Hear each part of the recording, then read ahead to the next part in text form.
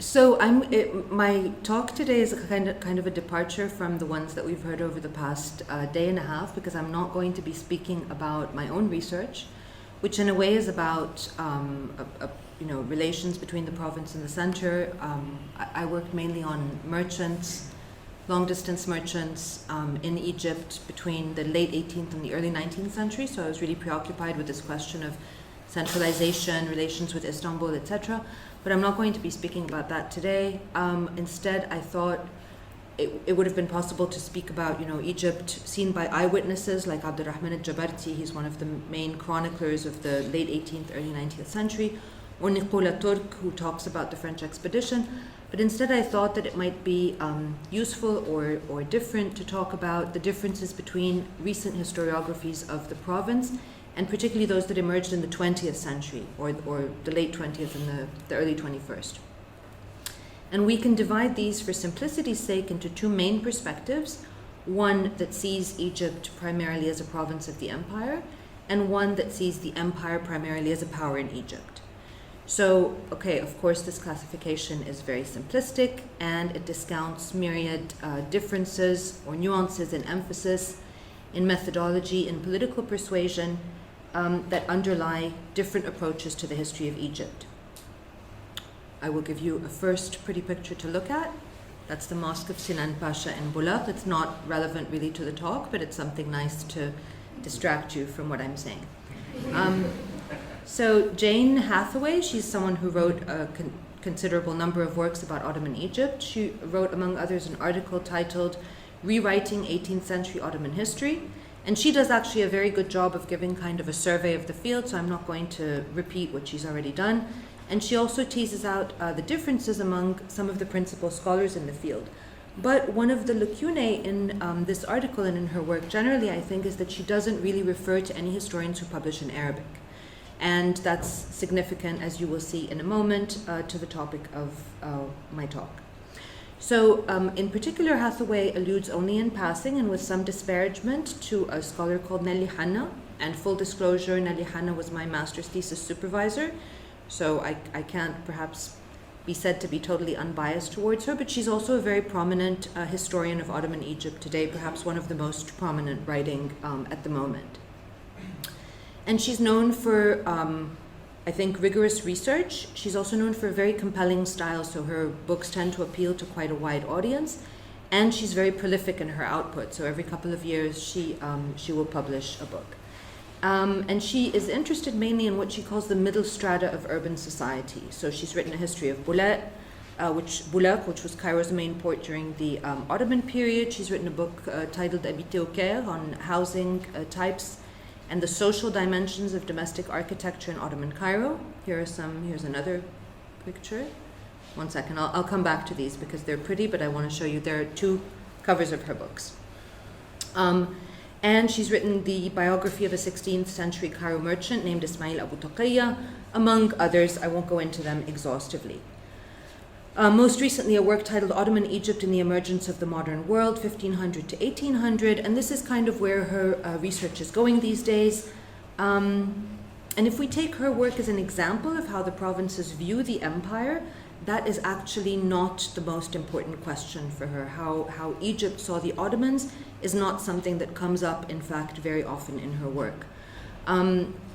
She, I think, following the lead of André Raymond, who is her predecessor and her professor and someone who published what we could call a magnum opus on artisans and merchants in Ottoman Cairo.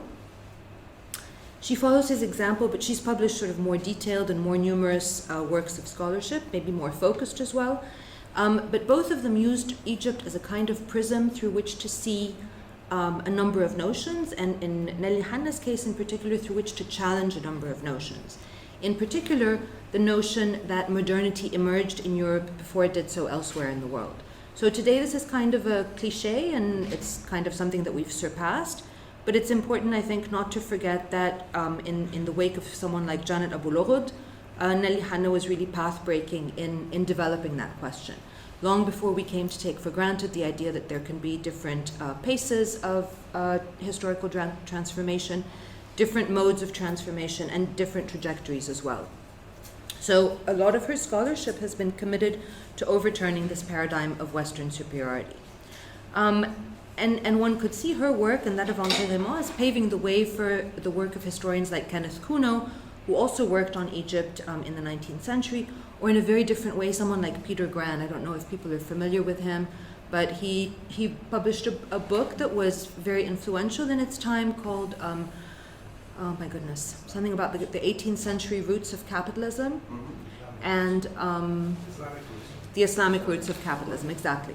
So there was, it was based on this idea that in the 18th century, Egypt is undergoing a capitalist transformation, but then the processes that occur in the 19th century come and put an end to that transformation. So it would be possible to use the findings of all of these historians to argue or to uphold the idea that you have economic and cultural changes that are occurring totally independently of European influence or European intervention, or even to a large extent European inspiration until the 18th century. And again, just to contextualize, these are people who are publishing in a place and at a time where the general idea is that when the French came to Egypt in 1798, they brought modernity with them, like in a basket. Maybe Peter Gran is an outlier, and that's why I asked if people are aware of his work, because he based his contentions about capitalist transformation on a kind of idiosyncratic analysis. He used grammar texts and dictionaries and encyclopedias to make this argument that certain approaches to grammar or certain methodologies like encyclopedic writing go along with capitalist transformation. But there was perhaps a missing link, a missing causal link. But in all of these cases, all the historians that I've mentioned shared this conviction that the processes of state building and administrative centralization that took place in the 19th century transformed and in fact stifled the autonomous processes of change that were taking place. And they can base this on references, for example, to people like Ali Bek Kibir or Muhammad Bey Abul Dahab, who were kind of the big Mamluk Beys at the end of the 18th century, who carried out reforms that were in many ways precursors of the reforms of Muhammad Ali or Mehmet Ali, as many of you know him, and that's another thing that I'm going to talk about in a minute. So in the field of law, for example, there's another scholar called Amira Sombul, who maintains that you had before the 19th century in Egypt a great deal of flexibility in approaches to the law. You could go to different courts, you could appeal to qadis from different madhabs, from different legal schools, to obtain the decision that basically suited the type of case that you were bringing. And in the 19th century, she makes the argument that codification happens, and this kind of shuts down opportunities, especially for vulnerable populations like women or minors or slaves. So all of this scholarship, at least in the case of Henri Raymond, Nelly Hanna, Kenneth Kuno, and Amira Sombul, who's the last person I mentioned, they all relied on a source that is now well known to historians, and this is mainly due to Henri Raymond, because he's really one of the first people to have exploited it so extensively, and that is the registers of the courts that the Ottoman state established throughout Egypt, starting shortly after the conquest in 1517. So particularly in the 17th and the 18th centuries, these registers contain a mind-boggling number of cases on a very wide variety of subjects, because, as we know, the courts, at least in Egypt, served the function of a notary public as well as doing judicial work. I'll show the picture a little bit later. Actually, we can look at something more pleasant right now. Here, we can look at the Sabil Kuttab of Abdurrahman Katkhuda. This is a building, an Ottoman period building that is particularly beautiful, so you can rest your eyes on that. I'm not going to talk about the contents of these cases on which the historians that I've mentioned base their findings, because they're beyond the scope of my paper, and I'm sure that they're familiar to most of you.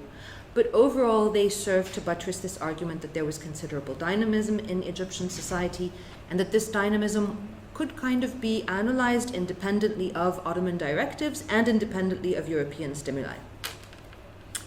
So in this regard, many of the historians who worked on the 18th century that I've just mentioned can and possibly should be distinguished from historians like Abdurrahman al-Rafa'i, who was an Egyptian historian writing in the early 20th century, and whose views of the Ottoman period were conditioned by the nationalist context in which he was conducting his research.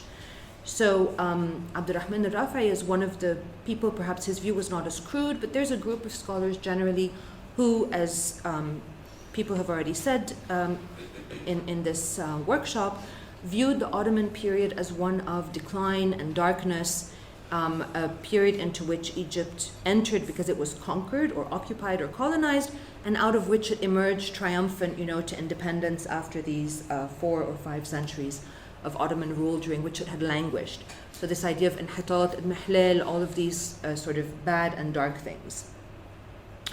And Khalid Fahmy has discussed these historians in detail. He calls them the Nationalist Scholars. And in general, these scholars have faced considerable disparagement by their successors in the Western Academy. So, for example, the Israeli historian Ehud Toledano, who wrote an article called Muhammad Ali or Mehmet Ali, so I was referring to that kind of distinction, and the title itself speaks volumes about the type of disagreement.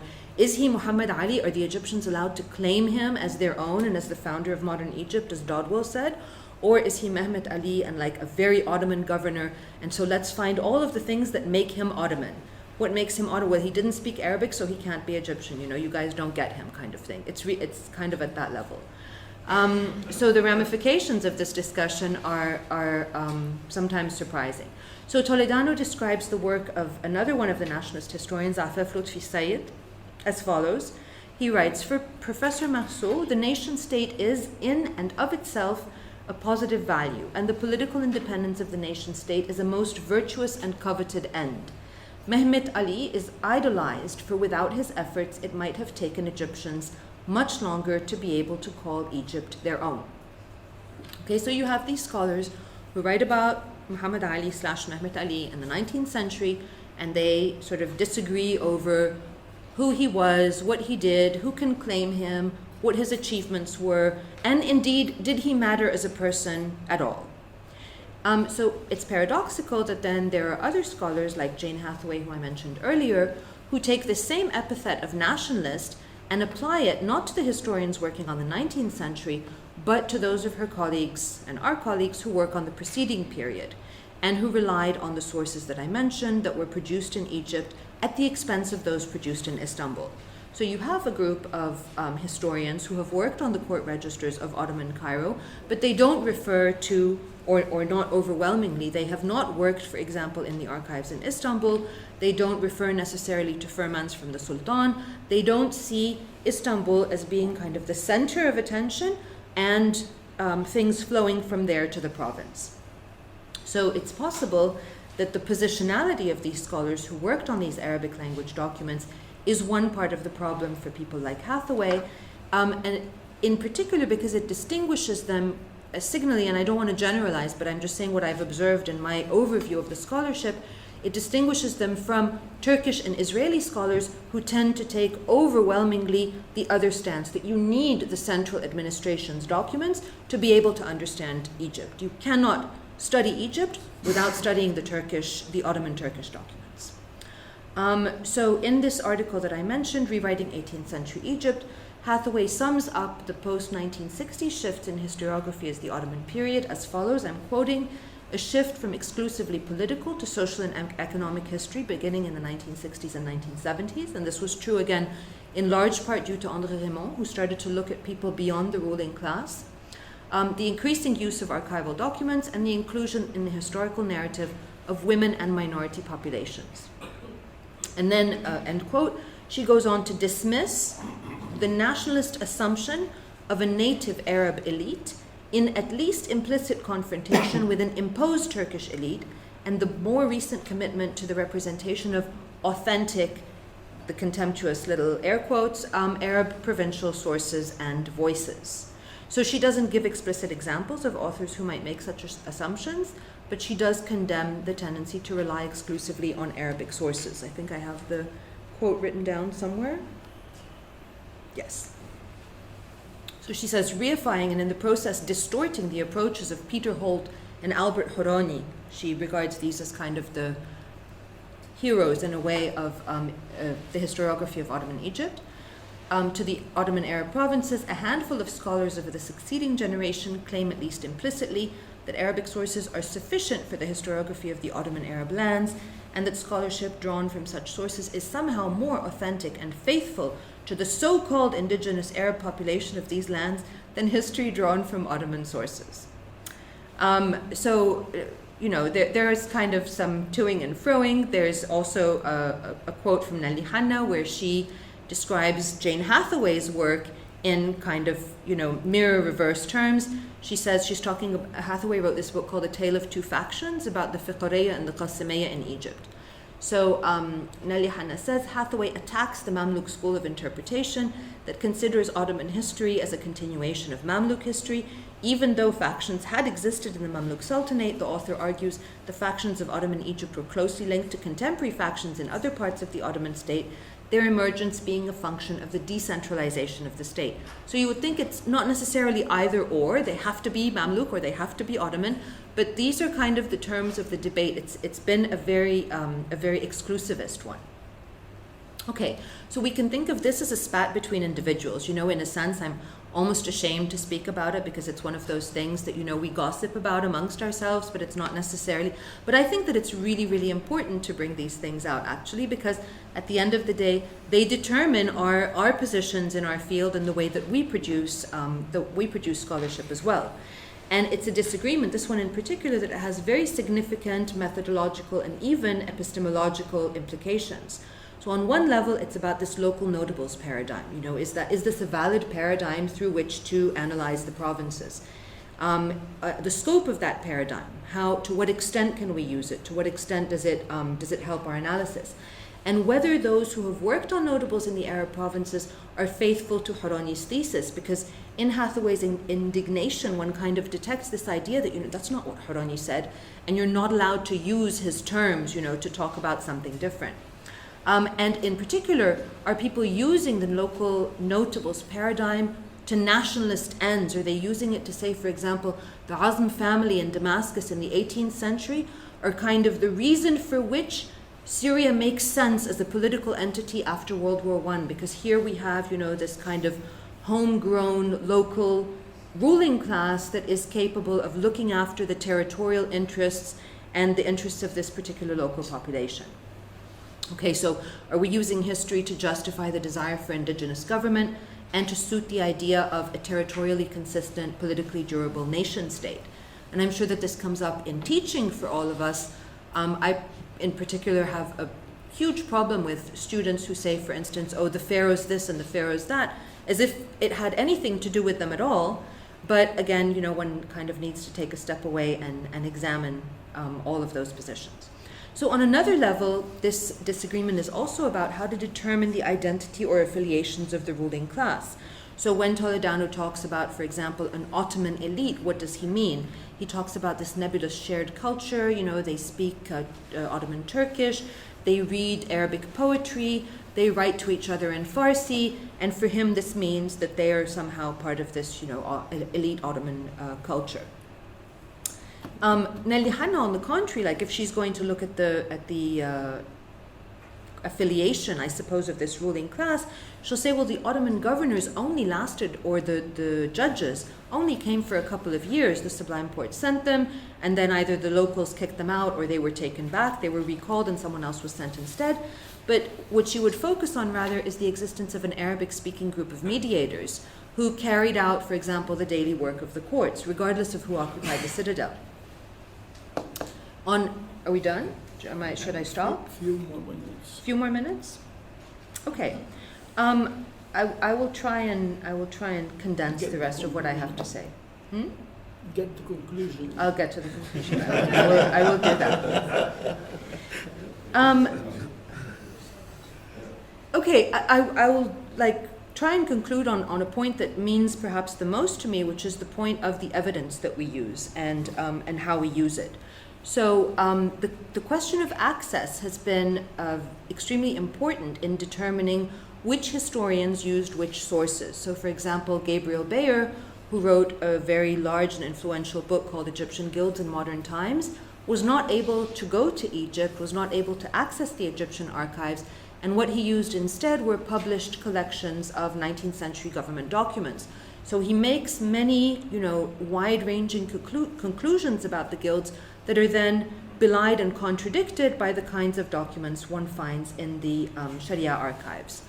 And I do want to maybe kind of end on this anecdote and then a very short conclusion.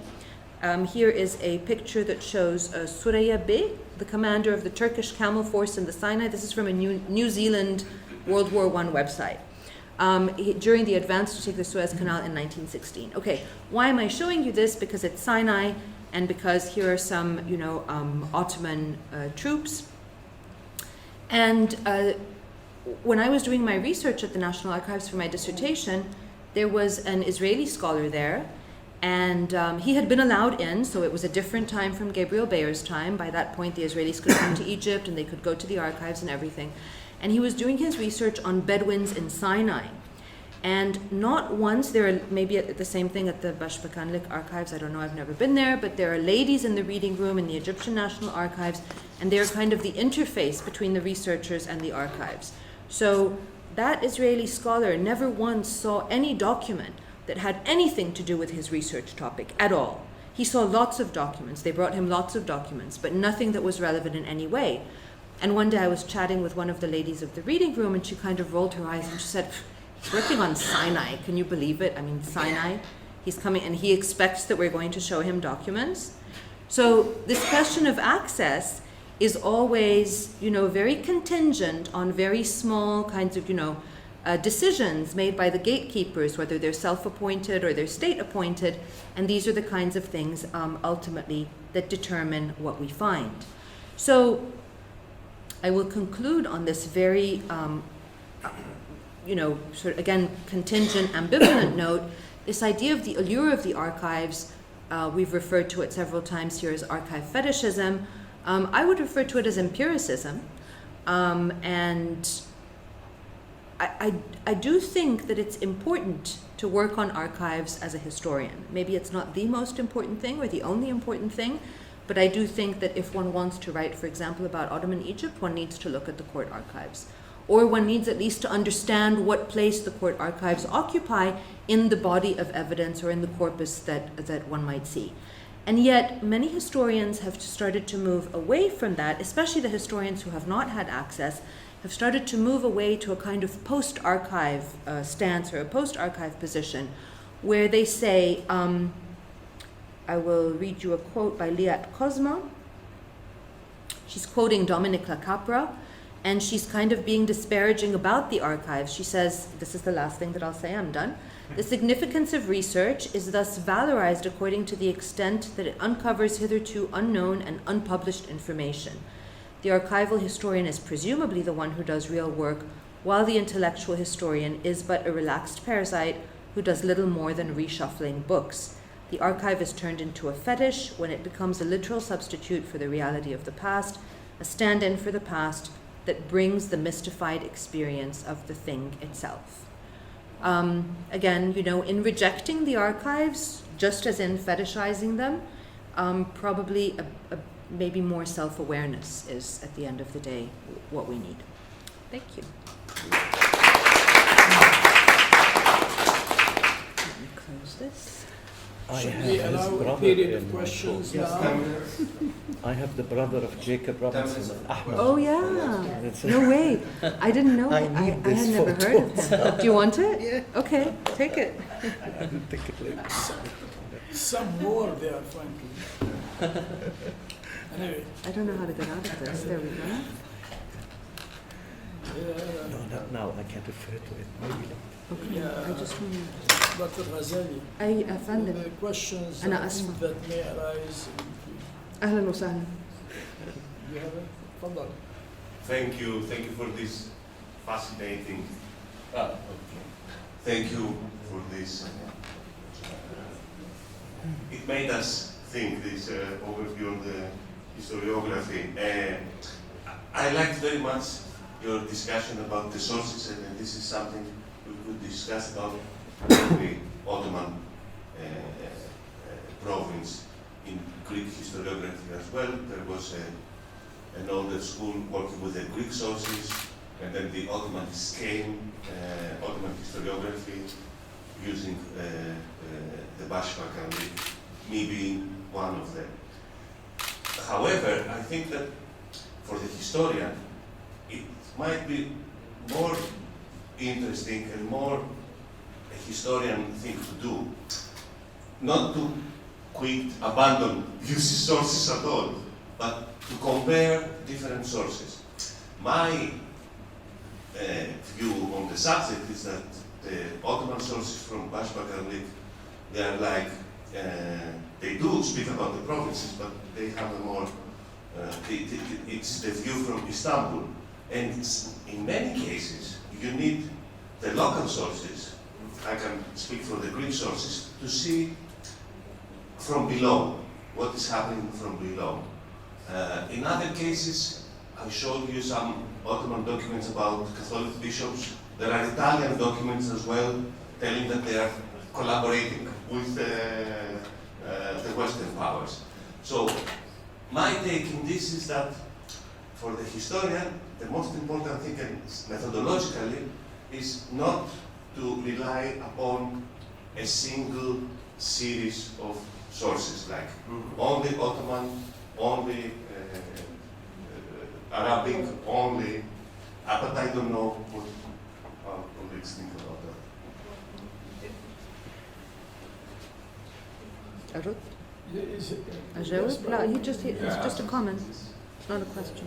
I mean, there are very interesting pages at the beginning of Pasha Al-Dumani's book on rediscovering Palestine, arguing on this topic that actually the way archives have been organized nowadays do not necessarily, the manner it's organized does not necessarily have to do with the contents and the organization of the document flux at the time. So documents nowadays held at the Bashbakanlik, we consider them central because they are at the Bashbakanlik.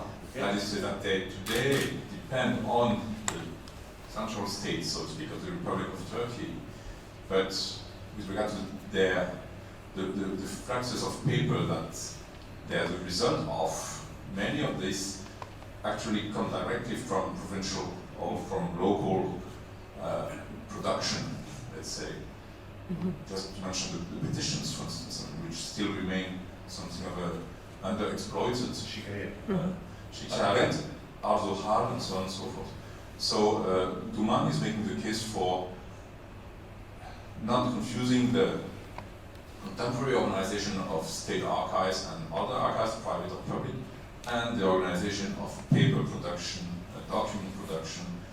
So this basically comes back to the basic distinction between documents and archives, actually, which are two choices of the paper organization. They're just having a conversation, so I'm learning. Even if you take the Muhime Defterleri, which is absolutely central, I mean, the demand, sometimes you don't get the story if you don't have access to local sources. Nothing is But worth it. actually you do. I don't want to ask a side conversation. Go on. It's expanding now. Actually it does, the usual structure of Muhammad documents is that it summarizes an income report. Yes. So it really, what Shall I take this now? what you have just said, I mean, the central archives are the repository of provincial archives as well. So actually what I will say is I think it's important, even when using the local archives, to remember that they are not, and again, this is like a kind of no-brainer what I'm saying, but they've often been used for quantitative histories that take them as representative of something. So using, for example, the number of, let's say, I don't know, sugar merchants in a given year, in a given neighborhood of Cairo who go to court as somehow representative of the total number.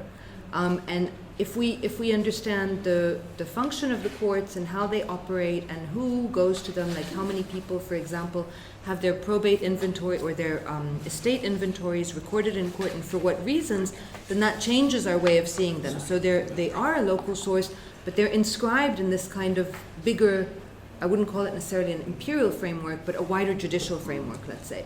And if we don't understand that wider framework, then we risk making very erroneous conclusions. Okay, any discussion will have to be on the subject, will have to occur during the supper time. Now we proceed to Malik Sharif. So Pascal, would you say that in fact it is an ideological choice on the part of the Egyptian scholars like Hathaway and Nelly Hanna not to use the sources in Istanbul and stick to the sources? Or it's just they have enough and they're happy with that? And so because Nelly Hanna's scholarship, if you think of it, right, in fact a lot of things that she complains about, maybe she will go and find the material in Istanbul, but she doesn't do it. So she just sticks to what she finds in the court registers and says, well, this is what it is, this is what we have, and there's not much to do. Well, in fact, there's a lot more in Istanbul that you could just go and check. But the same for Khalid Fahmy, I would say. So, what do you say? No, Is it actually, an I don't think ideological that choice, you can compare them at all, because Khalid has worked on Turkish documents as well.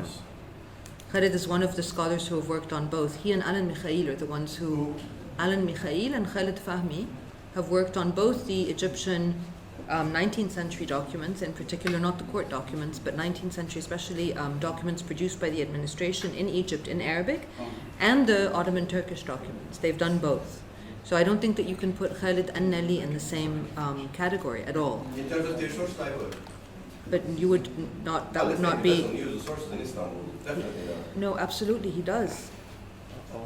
Not that I know. Yeah, Mikhail is a different story. So. We can settle the issue Yeah. later, perhaps. But anyway, thank you very much. And then we proceed to Dr. Sharif, swimming against the currents. Sounds more like a blues.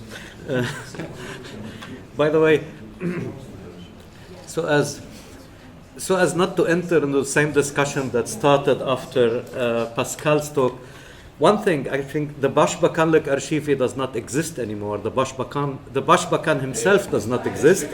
Actually, it changed its name. So, I mean... It is still Başbakanlık to us. yeah, but you search it, you will not find it anyway. So, I think it is called Cumhur Başkanı nowadays. Anyhow,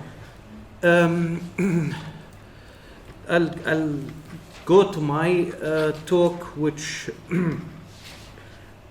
is about, definitely not about archives, it is more or less about a source that has to do with maybe the history or some part of the history of this university, or how it developed in its early days, and later on how it continued in the private hands of a Beiruti family that cherished it and typed it properly and kept it for a while.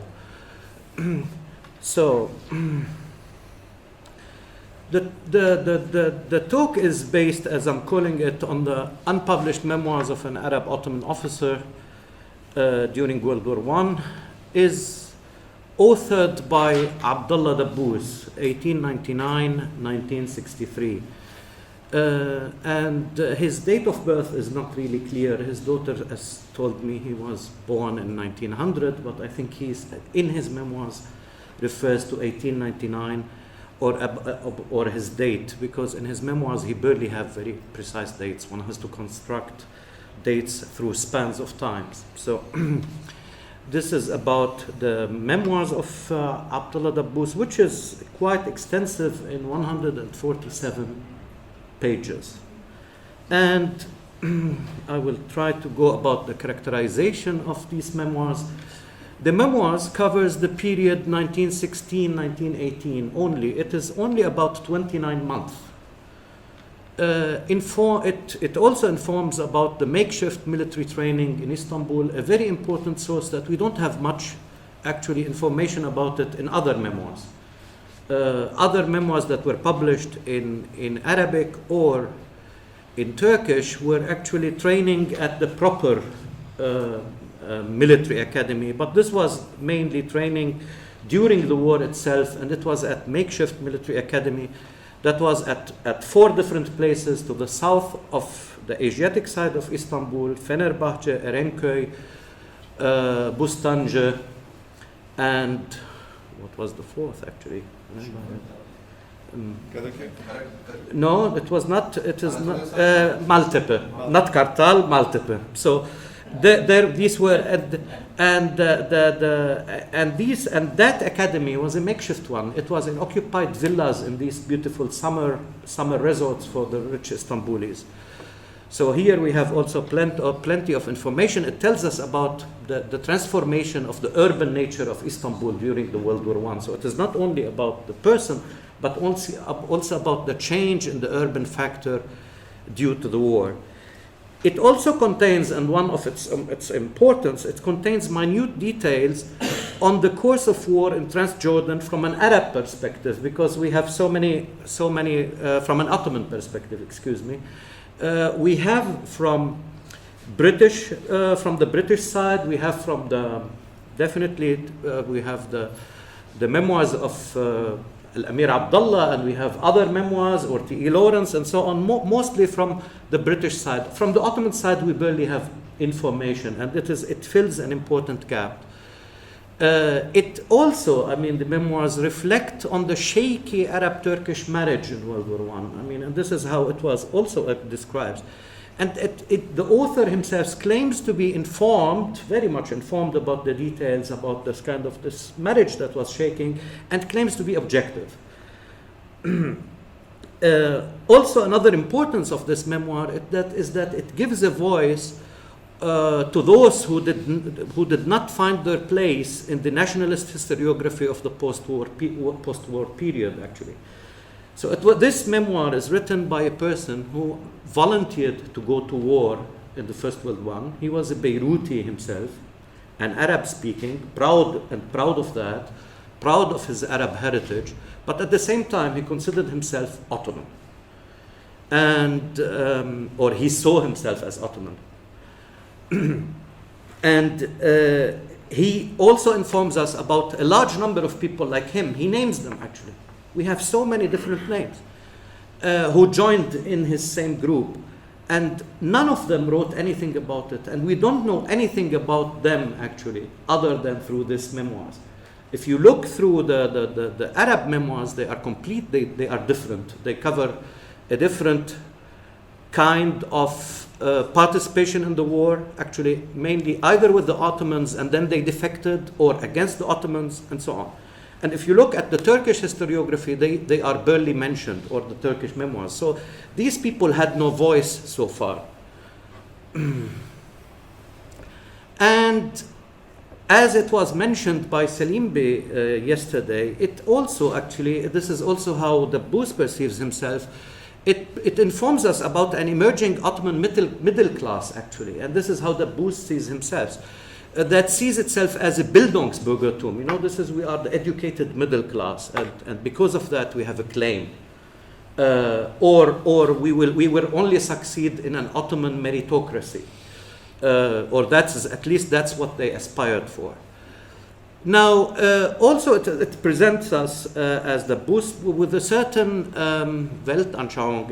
I think it is permissible in English, with their world view, actually. How do they perceive the world, actually? And this is how the Booth perceived it, as it should be an ethical world, it should be fair, there is no place for racism, and there is no place for difference. Culture is the thing that binds.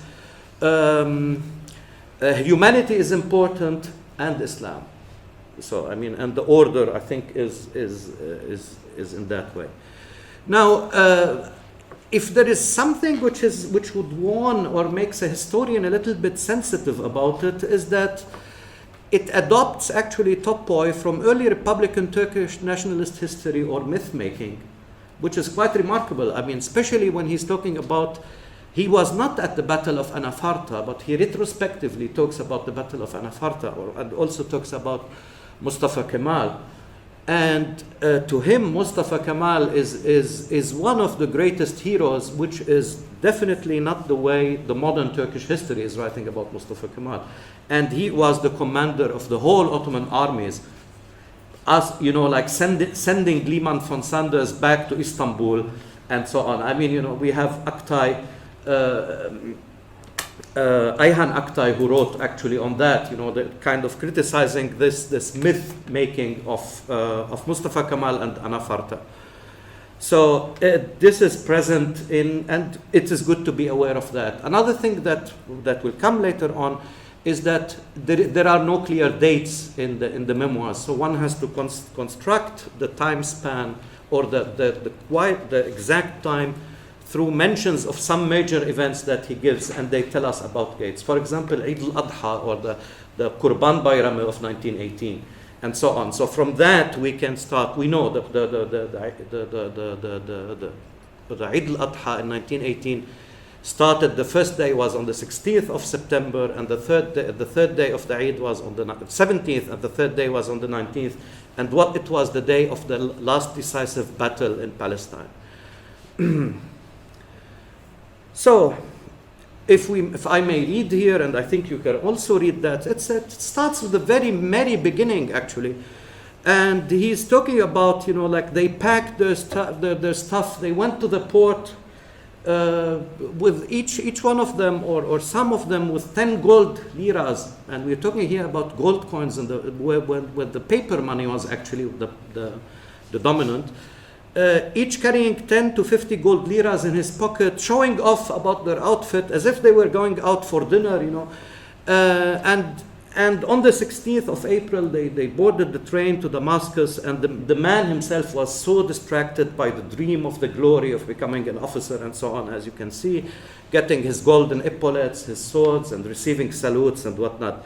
I mean, if you read this, it will remind you about the early mobilization in Europe during the First World War. I mean, like the fiancés, gay women going with their men to the train stations, and everyone was happy that the boys will be back for Christmas. I mean, we're now here, but the point is that this is not at the beginning of the war. We are here in April 1916, which means this was after August 1915, when the Jamal Pasha actually did hang people in Beirut itself.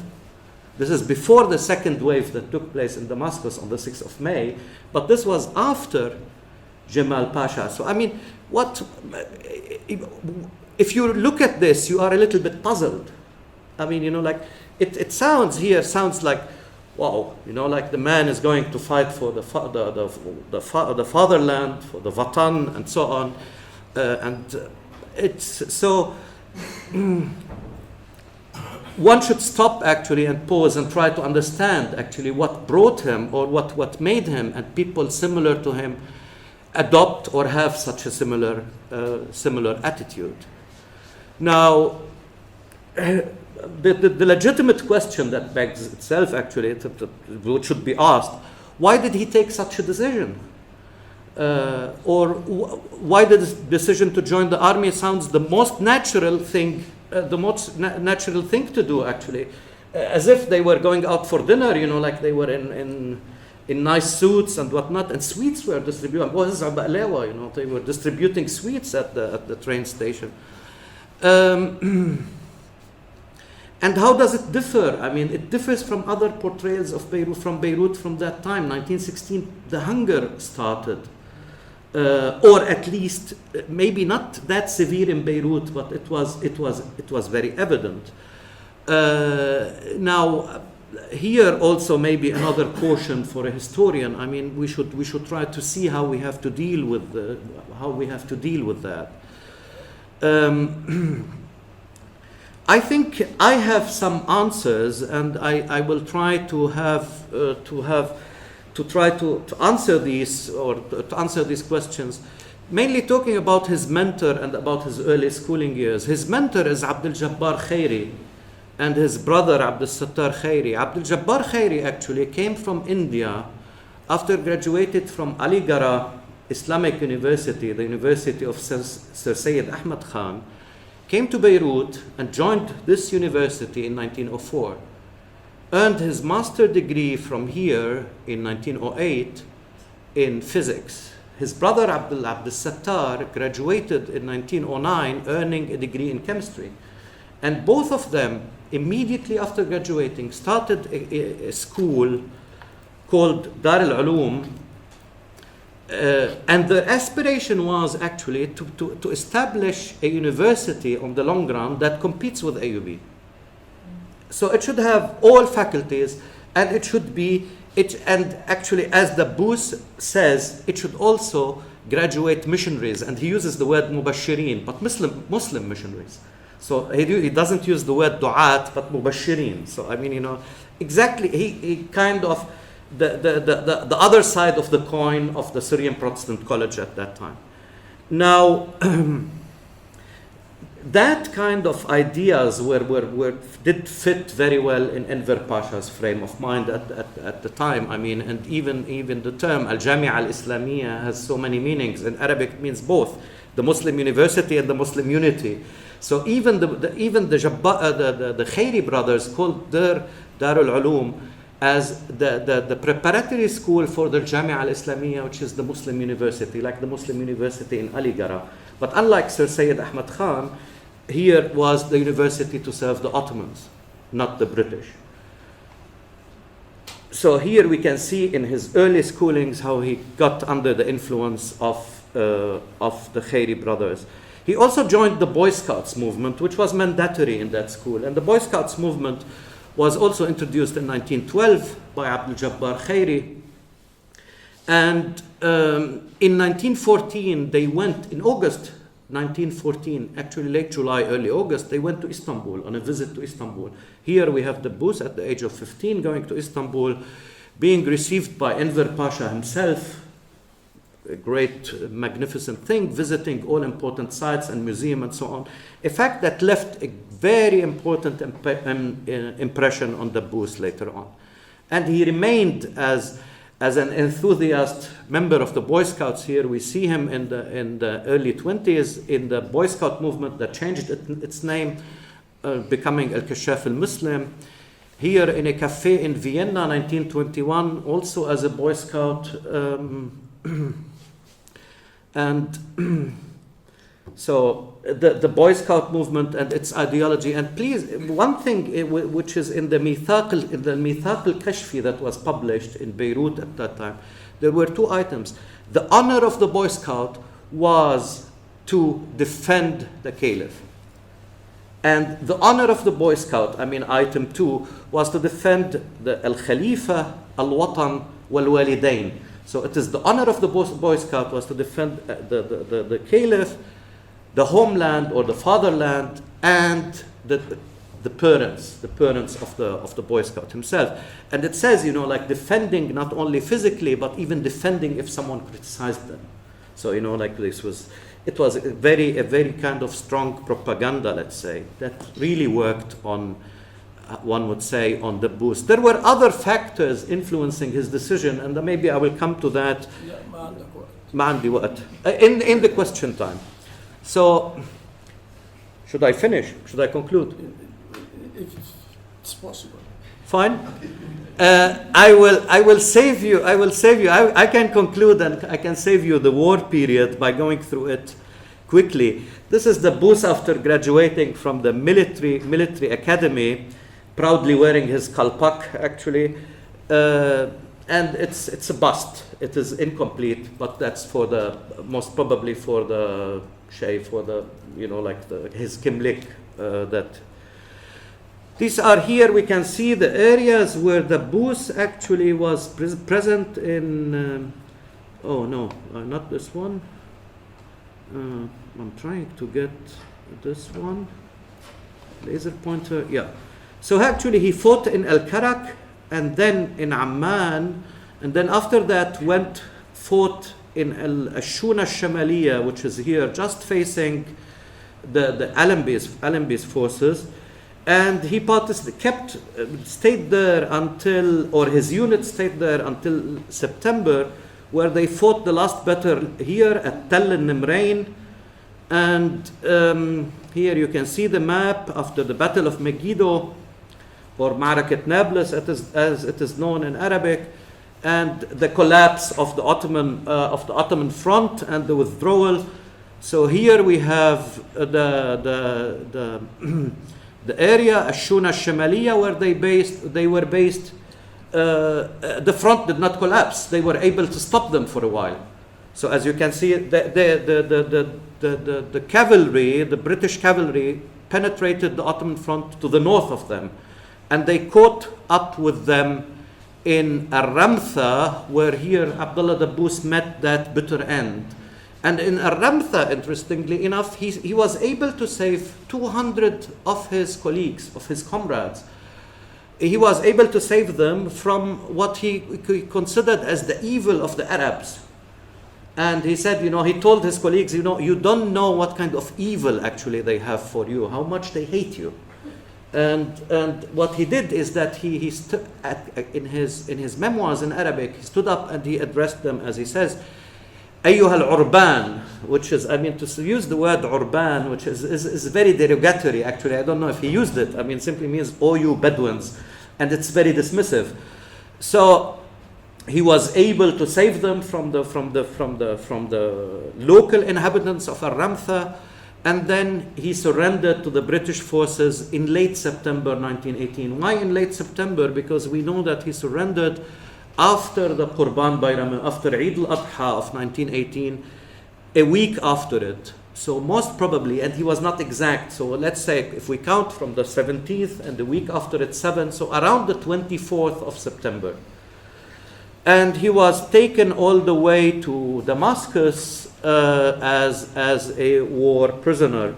Now the irony of the Dabbous' fate is if you remember that bust photo of here, we have a charcoal drawing of the Dabbous, and this was commissioned in Beirut by, here it is not very legible, it was commissioned in Beirut. The one who did it was Mustafa Farouk, one of the most famous painters in Beirut at that time. And the irony is that he commissioned it the first week of September 1918, so it was 3 weeks before the end of the war. This is how the Dabbous wanted to be remembered. It is rather, so that one was not enough. It didn't show his kind of officer's status. So he wanted the epaulets more clear, he wanted the sword, he wanted the gold trappings, and so on. So here we see them in that, and I asked also an art historian colleague of mine to try to identify the background, and they said that behind him there we have a flight of stairs that they look more like marble flight of stairs, cypress trees that are quite typical actually of these nice summer resorts in the area where he was in Istanbul, so this kind of broad marble flight of stairs and so on. So it is more or less reminiscent of his time in Istanbul. Now, as a concluding remark, Abdullah Dabbous will be able actually to address the readers in English again. Like he addressed the British who captured him. And this is this year. His memoirs will be published this year in English. Thank you.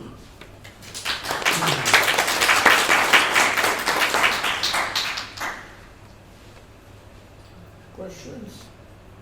Ms. Bayham? No, this is not. Where are they kept? Who owns them? They are available? Do they constitute an archive of sorts? No. I tried to convince the family to donate them to the AUB library, and if not, actually, I was at that time there were talks about Beit Beirut.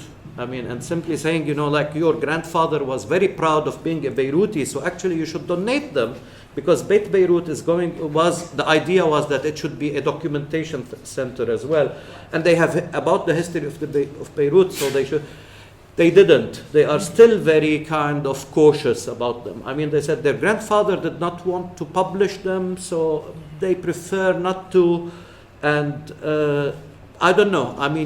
It was his daughter who typed them, but the original copies are still kept at the family. Hi. Hi.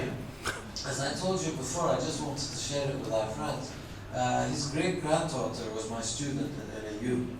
And that's how I came to know about. She Yeah. brought me the whole collection. I didn't realize you were working on it. I was very happy to find that out. Yeah, they'll come out soon, actually. Yeah, inshallah. In English. And so In English. so I used some of this. She Yeah. translated some of the sections for me, and maybe you didn't say it because of the time constraints, but perhaps you could share with us his interview with General Clayton, the New Zealander, whom he actually surrenders to. Yeah, I mean, it is not here, by the way, but that's an interesting episode, actually, and it tells a great deal about the memoirs. When Abdullah Dabbous surrendered, and actually all his colleagues, even superior officers, told him, "You are our commander now," after saving they them. couldn't tell him anything. They were all wounded. One of them No, died. not all. Actually, 200 of them were not wounded. No, I mean his officers. Yeah, no, actually, he says it was Captain Omar Bey who told me I should command now. So he was anyhow. When he met the New Zealander commander of the cavalry, actually, he told them, "You are an Arab. You speak English. You must have been forced to join the Ottoman army.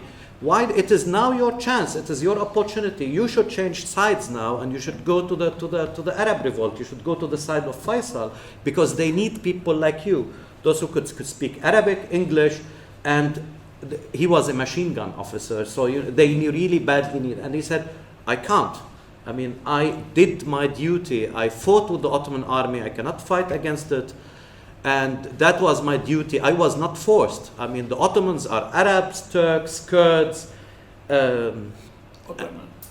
Albanians, and so on." He didn't mention Armenians, by the way, and that is also part of the Turkish nationalist historiography in it, and so on. And he refused. I mean, he didn't change side. I mean, he remained as a proud Arab, but not on the side of the Arab revolt. I hope I answered your. No, I just remind you. Yeah. Thank you. Any other questions? Thank you very much. Half an hour is yours as well. All right, that's great. Okay, so my first goal in this presentation. Oh, closer. Thank you.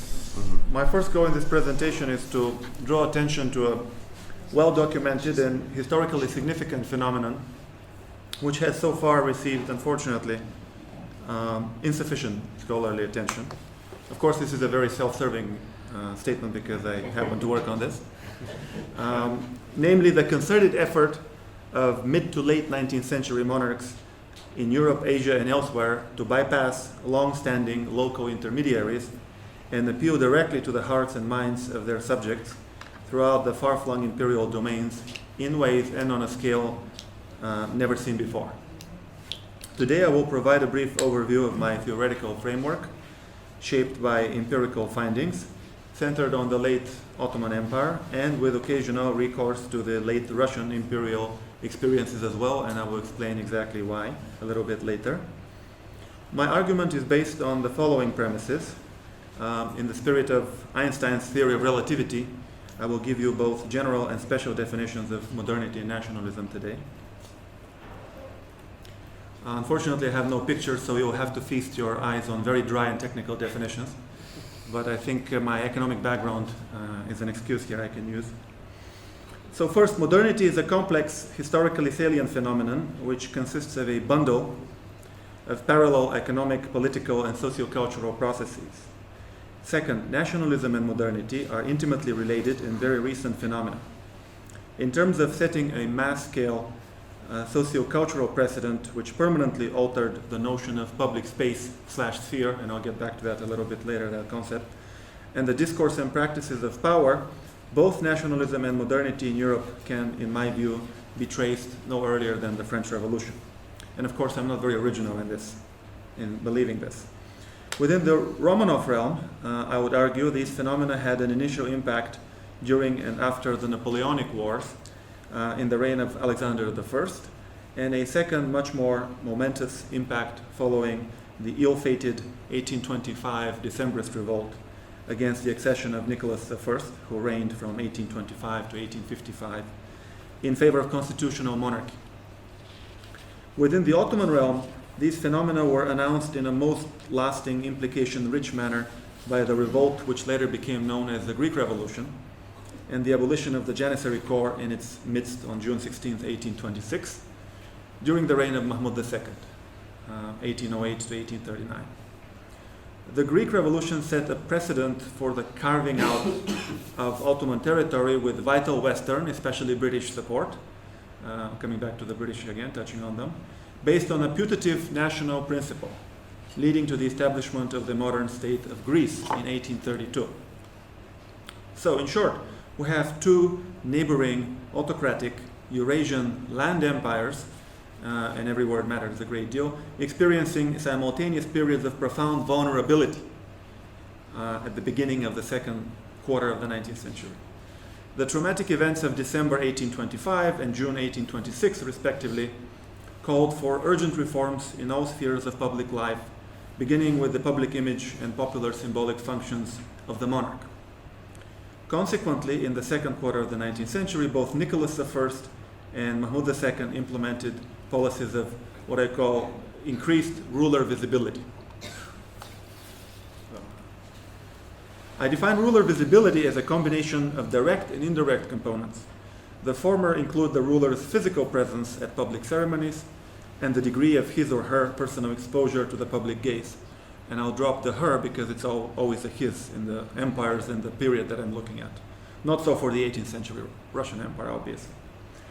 The latter, so the indirect components, consist of a set of symbolic markers of the ruler, such as his monogram on the one hand, and the architectural monuments, such as figural statues in the Russian case, or fountains in the Ottoman case.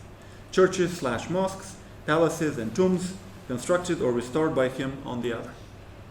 In the absence of a consistent, genuine, and credible effort on the part of the ruler in the pre-modern period to reach out past elite circles in the capital, circles and the confines of the capital, and due to the lack of a periodical press and mass culture to popularize his good works, both types of ruler visibility were quite limited in the pre-modern period. Now, modern ruler visibility is a composite concept combining projected traits of personal character with short-term and long-term imperatives of policy, both domestically and abroad.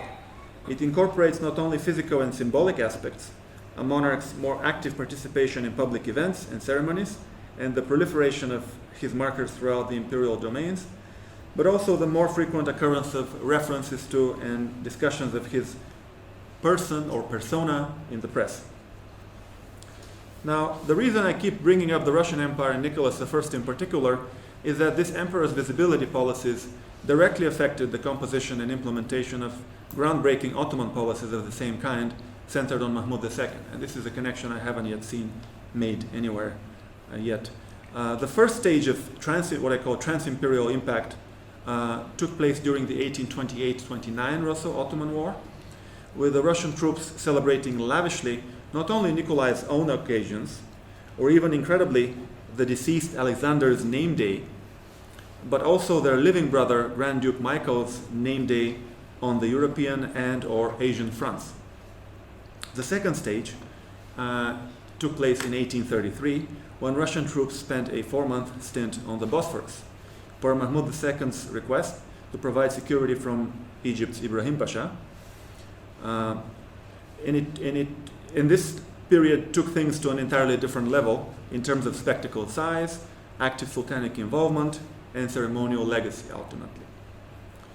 Until the 1830s, the Ottoman Sultan was a very distant and rather vague figure in the minds of the vast majority of his subjects throughout the imperial realm.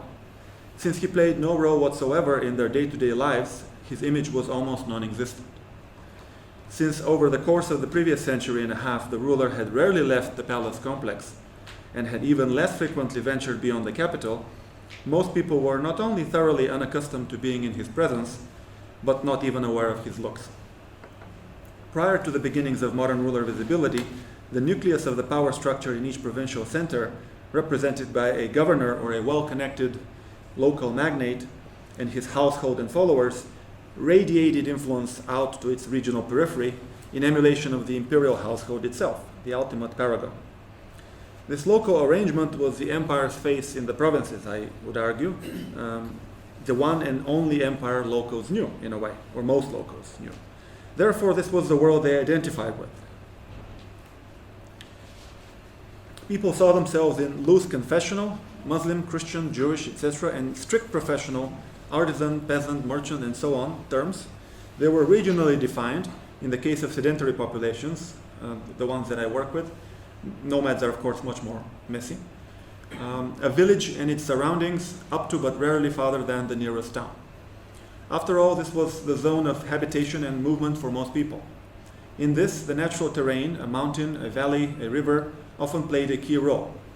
The terrain set the pace of everyday life in a number of ways, via climate, types of livelihood available, and hence types of clothing, tools, customs, regional dialects, and other specificities. What people decidedly did not identify with were ethno-national groups. In fact, I would go further and say that such groups did not exist at the time.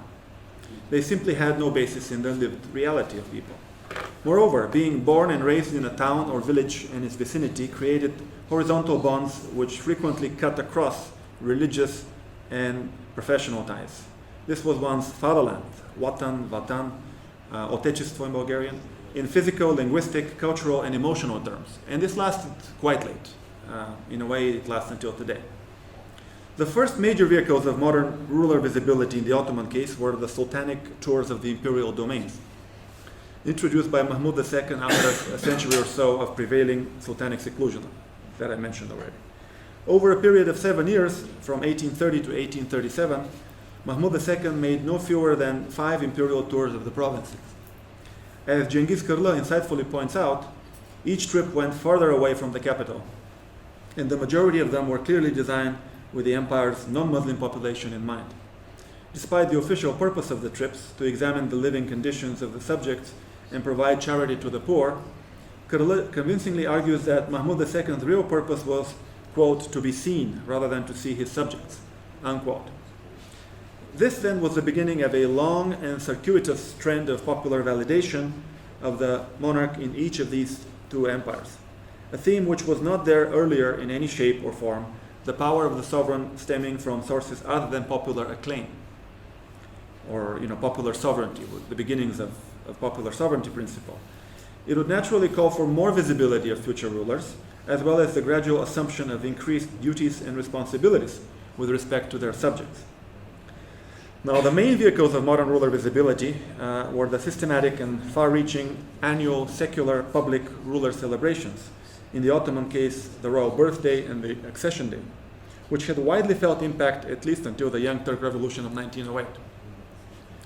These festivities commenced by order of Mahmud II in the capital, the provinces, and abroad in 1836, a fact which remains almost completely unknown and has until today received hardly any scholarly attention. Reinforced by technological improvements and the advancement of print media, these proliferating and escalating ceremonial events ushered in a new era of ruler visibility, creating a modern public space/sphere and forging credible, direct, vertical ties of subject loyalty, irrespective of language, location, creed, or class. Being a stickler for definitions, here is the latest one, public space sphere. A very nutty one. It's messy. I will read it slowly. This dual concept is a gradually evolving public space/sphere, which starts from a 0 point, if we want to generalize about it, that is, the ruler has no presence physically and a minimal presence symbolically.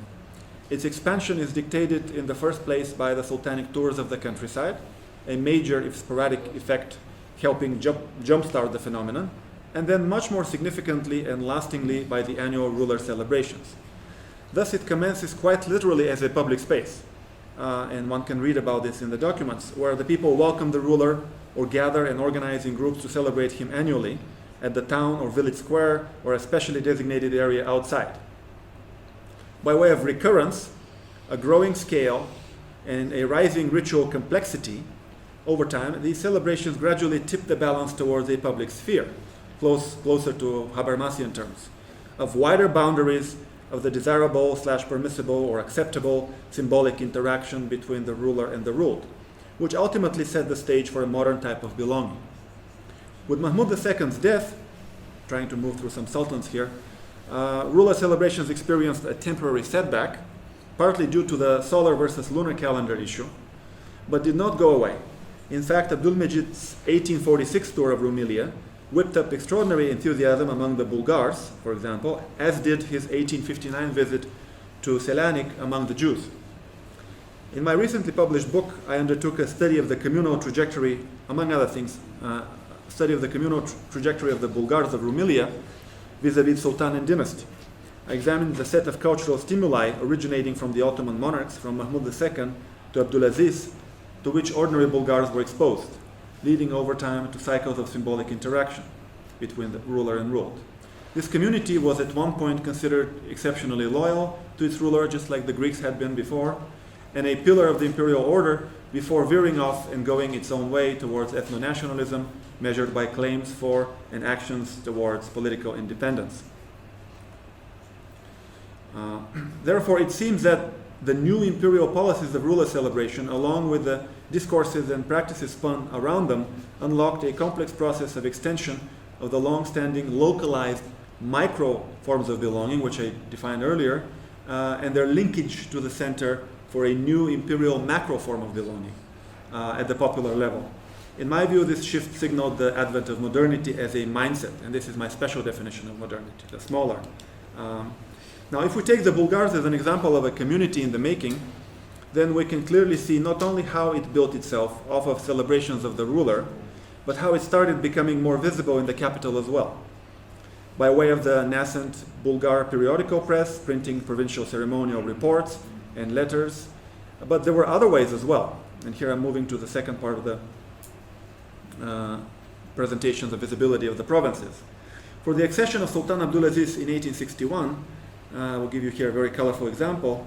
The Bulgars took advantage of their church's favorable location in Bulla.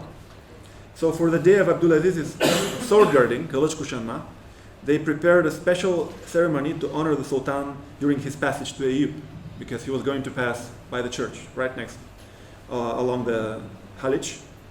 So for the day of, the church wardens erected 2 columns draped in white cloth, connected by an iron semicircle on top, decorated with flowers and greenery.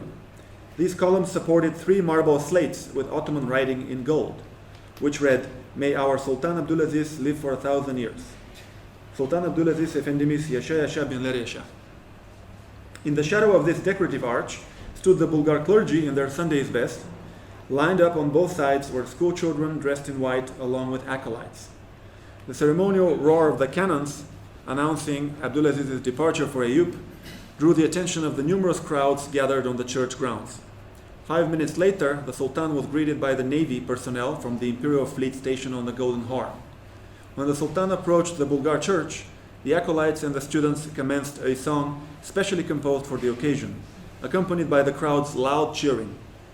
While passing, the Sultan's attention was drawn by this popular ceremony, Narodna Ceremonia, and he returned the greeting by ordering his 13 rowers to hoist their oars up in the air. The Bulgar clergy bowed, and the people cried out in the midst of the imperial batteries' continuing thunderous salvos. A very climatic moment, very beautiful. The accession of Abdulaziz brought about the final regulation of Julus, solar, and Veladet, lunar festivities across the empire. Reports of provincial celebrations of the event, then of its anniversaries, started pouring in from the provinces in countless numbers, still waiting at the archives in Istanbul to be analyzed by historians. Technological advances leading to higher connectedness surely helped this process along. On official days, the Sultan would receive an increasing number of telegrams from the provinces, so much so that occasionally the issue of who should pay for them would be raised. By the time of Sultan Abdülhamid II and the shift towards what I call ruler invisibility, beginning in 1880, other channels for provincial visibility in the capital would appear. With portraits being, and by invisibility I mean direct invisibility, not being seen himself, no portraits, and I'll talk about that in a second, but indirect visibility still goes on. So other channels of provincial visibility in the capital would appear, with portraits being proscribed to Muslim celebrants, though not to Christian ones, and ceremonial expectations growing over time. Ever more elaborate fountains would be designed, photographed and published on the pages of journals such as Servet-i Fünun and Malumat.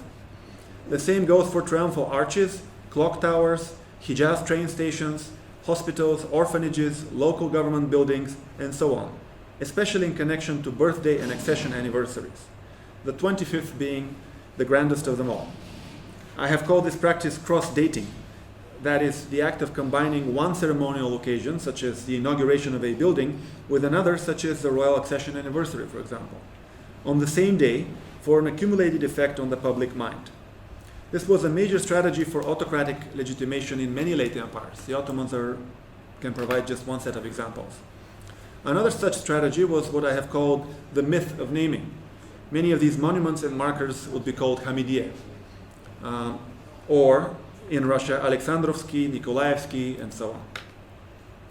In conclusion, studying mass-scale public ruler festivities and their spillover effects allows a historian to weave a more integrated account of 19th century cultural history, not only because these ceremonial events engaged all social strata, but also because they drew all religio-linguistic communities within a given empire. Thus, they acted as a major equalizing factor, both socially and spatially. And this is about, again, the equality of provinces versus center, becoming more relevant, the provinces, and more equal to the center in a way, in terms of loyalty, because of the loyalty thing. Both socially and spatially, due to the essential sameness of declared individual imperial feeling, which is then the same for nationalism. All is equal, everyone is equal vis-a-vis the nation. So in a shameless bit of self-promotion. For more on these processes, with a focus on the Ottoman Empire and substantial coverage of the Russian Empire, you may wish to consult my newly released book. And thank you very much. This is Ottoman regime. Mahmud II, 1837, painting. Questions?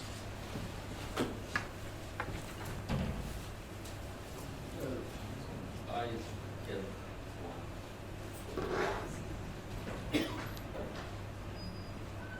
Can you speak? You're okay. Well, you looked from your perspective of 19th century, but you have this ruler visibility and or representation of power even from Roman time. Of course. Of course. So this is nothing new even for Ottomans. If you look at the Suleiman's going to conquer Vienna second time, 1532, he prepared Arc de Triomphe in Istanbul. He exposed the crown, he made Venetian crown in Belgrade for all ambassadors from all countries just to see. And I believe in history of art it's called ephemeral spectacle or something like that. So you have in Ottoman times you have a representation of imperial power. When was it Mehmed I during the Long War, 1605 or 6, when he passed to the Hungarian front, he was there were some special things that were created for him in Belgrade. You know, diverses are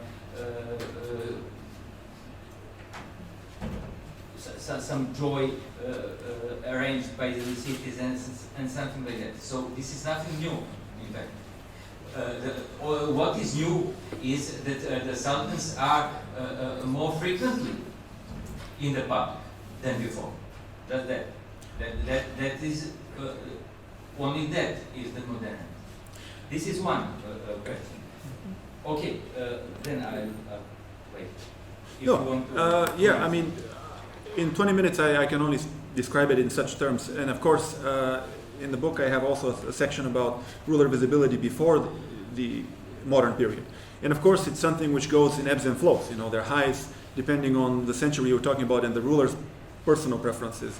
And I've gotten the challenge of the Roman Empire many times, which is the cult of the emperor, which is very similar to what goes on in the 19th century. Same thing goes for Elizabeth I of England. She went through the country and paraded herself in great ways. So there are very many similarities. I mean, they didn't invent everything about ruler visibility in the 19th century, but there are qualitative and mostly quantitative, but also qualitative differences, I think, between the 19th century and earlier centuries, which have to do with technology, the ability to enforce this visibility, and also with the mass culture, the mass press. Every day, I mean, as you go towards the middle of the 19th century and later, on a daily basis, ceremonial descriptions appear on the pages of the press, especially towards the end. People know where Abdul Hamid is this day, what is he doing, or Abdul Aziz, and meeting with whom. And so this sort of scrutiny could never exist before. Nor did the need of rulers to do this, because they didn't have to appeal to average Joe somewhere out there. The principles, they played to a local small coterie. I mean, I don't want to overly generalize, but of course there were local notables and things. So I think you're right. I mean, not everything is started in the 19th century, but I think there are still significant differences for us to talk about. I agree. And another question. It is absolutely not true that there were no ethnical identities in earlier centuries. You have Kurdish, you have tribal identity, you have also early traces of ethnical identity. Serbian, Arnaut, Bulgar in 16th century, 17th century. They recognize them.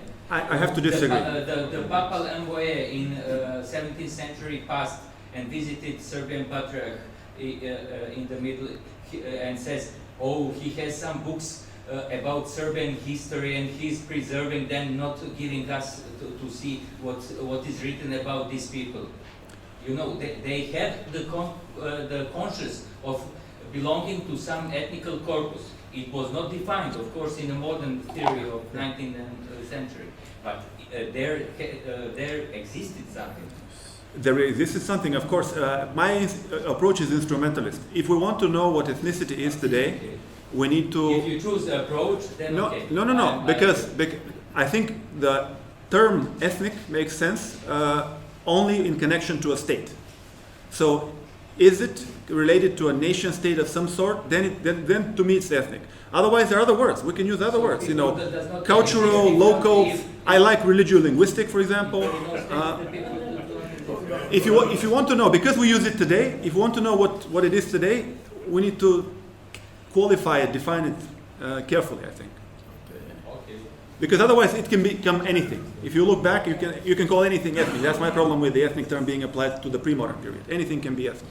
Who is carrying the microphone? Another thing that in defense of Dare, another thing that is actually new to these ceremonies is that they're actually in dialogue with each other. I mean, Abdul Hamid takes his model for his 25th Jubilee. 25 is not a particularly auspicious number in Islam. Okay, but it is if you're looking at Queen Victoria's 25th Jubilee. So there's also this dialogue between the imperial sort of image makers, if you like. Thank you. Yeah, in fact, if I can just make a quick comment.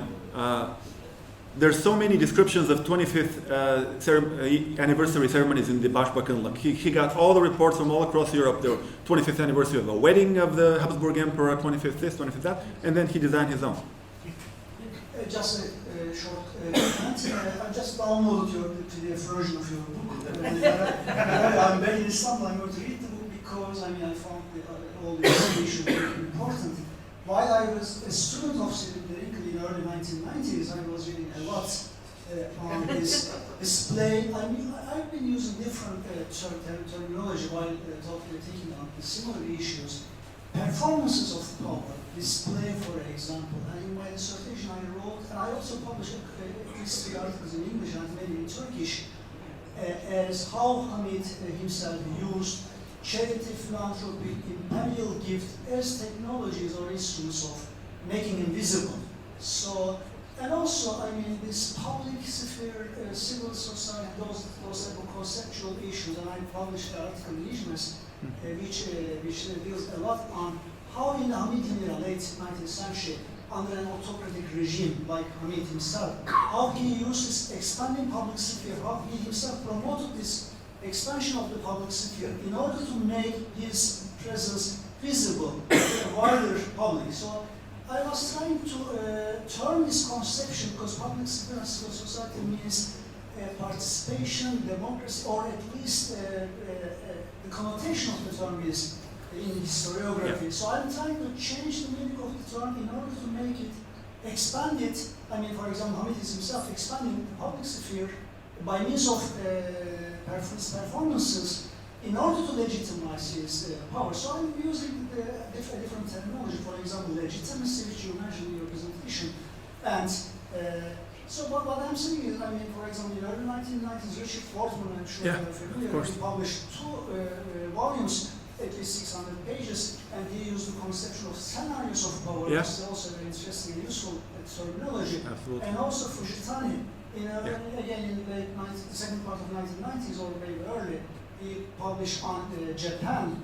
And also later he published another article which is very interesting, electronic pagination, something like new technologies of making visible the power in contemporary Japan.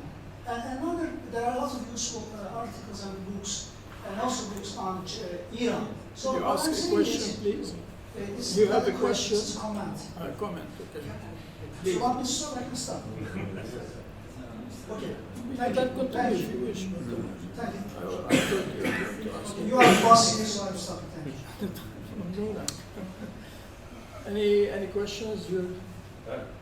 Maybe a comment. A comment is okay, but a short comment.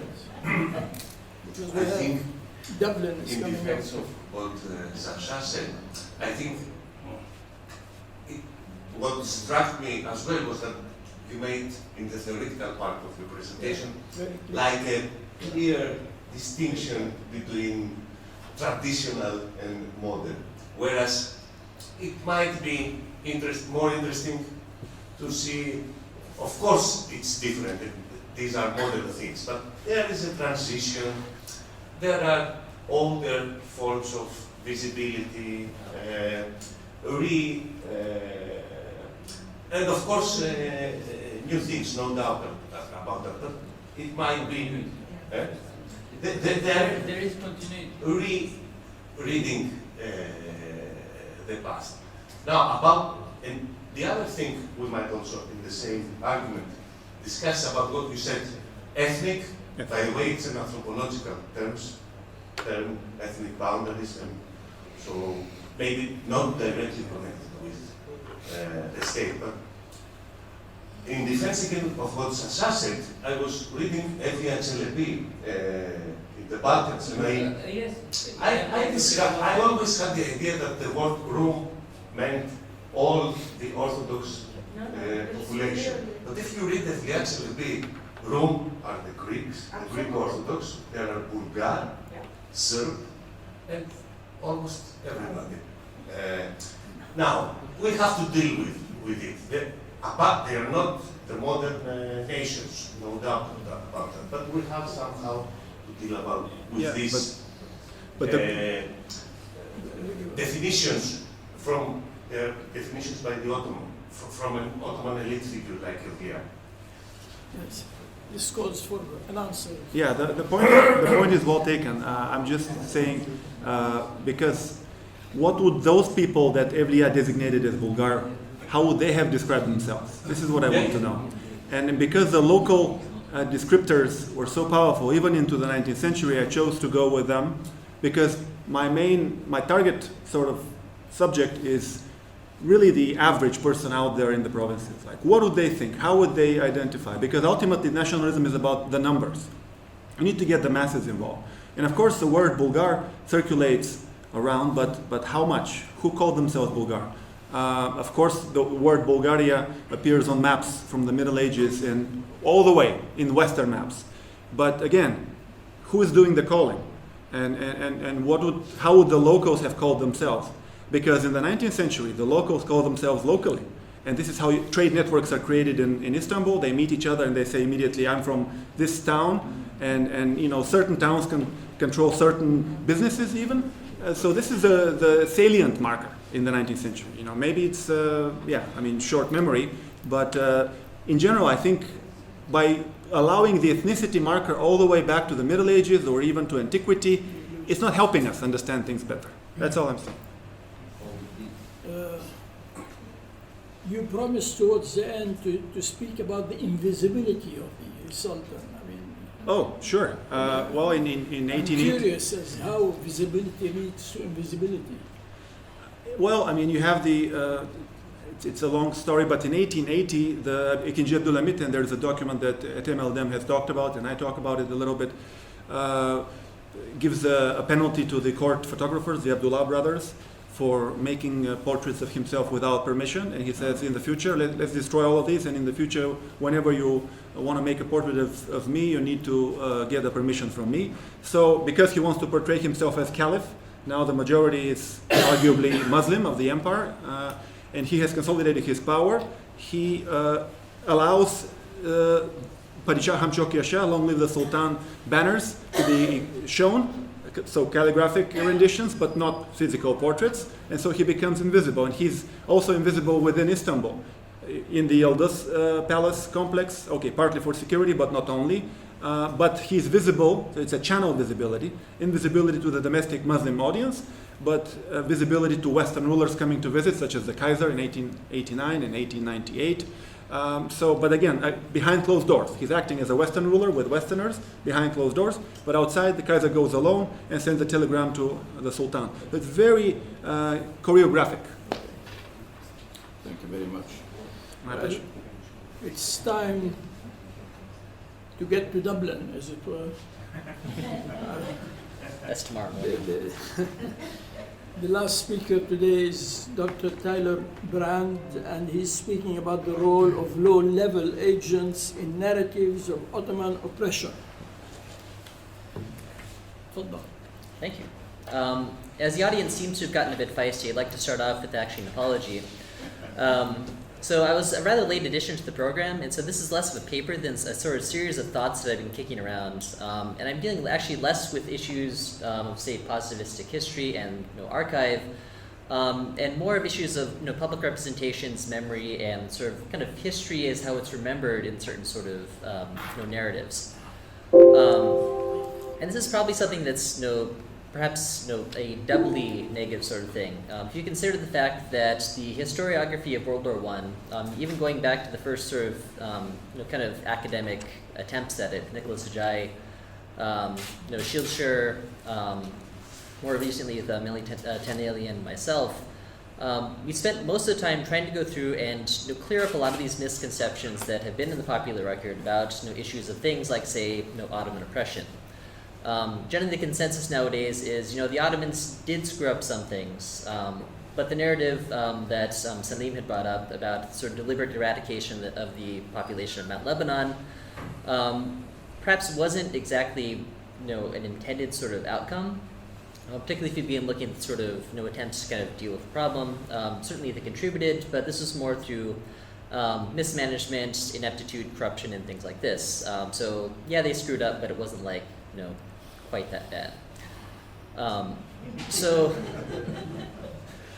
Sorry. In addition to this, I'm resorting again to certain things that are a bit more problematic than archival sources, always problematic in their own sorts of way. As Malik had indicated, dealing with memoir, you're dealing with a very sort of particular perspective. In many cases, these perspectives, can try to represent themselves as authoritative, that they represent the common opinion, or they know something that, by virtue of their existing in specific space and time, it gives them some sort of reason for speaking on this in a particular way. This is kind of questionable. I'm existing in a space and time where Donald Trump allegedly is conspired with the Russians to sell the Americans off to Putin. Whatever that may be. Yes, I lived during that period. I hear lots of things about it, but does that give me a real authoritative understanding about what actually happened? Not exactly. In certain cases, as in Malik's own particular source, the sources can also portray themselves as, kind of conveying a certain sort of attitude that would be kind of contrary to the standard opinion. In many cases, these sort of attempts to portray certain things are also very personal. One of the issues in memoir, and actually our guest Amelie knows about this, is that if you have any sort of bone to pick or axe to grind, oftentimes a memoir is a really great way to do it. So if you're looking at, I guess, the history of World War I and the sort of understanding about the sort of Ottoman role in the provinces, we have to kind of consider the role of memoir, of these popular narratives, and the role of stories in general. So what is the value of a story as we're trying to understand these sorts of things? As many of these are being narratives conveyed through memoir, they have to be somewhat simplistic. Oftentimes they have to conform to a general understanding about certain characters, certain events, and certain spaces and time. The setting has to be recognizable in order for the conclusions then to carry any sort of value. So, to a certain extent, you didn't necessarily have to have, I guess, a sort of truth value that is actually correct for these stories to convey value. They generally do have to be believable, and they do have to, for the most part, fit within a certain, I guess, realm of storytelling that already exists, sort of genre of the period. So, looking at the question of Ottoman oppression and this sort of Lebanese provincial history and the sort of popular narrative of the war, one question I suppose to ask is, did this actually take place? In memoir, this sort of representation is this being a sort of kind of almost inevitable outcome of the war, as most of these have been written retrospectively. They're writing from the perspective of an event that's already taken place in an era wherein many people had already formed their conclusions about the Ottoman administration during the period of the war, and then the sort of narrative of nationalism that came afterwards that for the most part began to define the Ottomans in really sort of negative, pejorative terms. So from what we can tell, this was certainly a product of post-war recollections of the wartime period, memoirs in particular. But reading some of the sort of contemporary reflections on the war, memoirs, letters, and things like that, not memoirs, sorry, diaries, memories, and things that were actually written during the war, there's also some indication that, of course, you did have this sort of kind of general development of discontent towards Ottoman policies, and particularly the authority of Jamal Pasha during the war.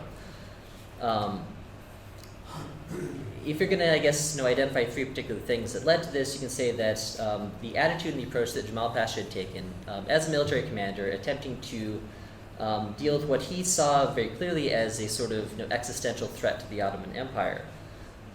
Dealing with potential fifth columnists, rewarding those who might be loyal, but also punishing extensively those who might be potentially disloyal, was a very important thing in terms of keeping the empire intact, at least in this very sort of strategically important area in Syria. So, interestingly enough, it seems that the Germans, Lehmann von Sanders, had expressed some concerns about Jamal's approach to this particular region that he was ruling. But it seems also that Jamal kind of relished his notoriety because it did give him some credibility when dealing with some of these problems as well. Another issue is the issue of the famine. Starting kind of mid-1915, as a result of a number of kind of overlapping factors, famine had begun to spread mainly in Lebanon, but as people then flooded into the streets of Beirut, Saida, Tripoli, and many sort of adjoining areas, it became a very sort of apparent thing in the areas around. As the war went on, the situation worsened. Economic factors then lead to these terrible social events. So between the fact that the Ottomans were clearly not responding to this in a sort of effective way, and the fact that for the most part, news about what was happening in the rest of the country was very constricted because of censorship in the publications. Most people got their information through things like, say, rumor. Edward Nicolay, who was a professor here during the war, had said, these are the days where we can trust 1/4 of what we hear, 1/2 of what we, sorry, I've forgotten the quote.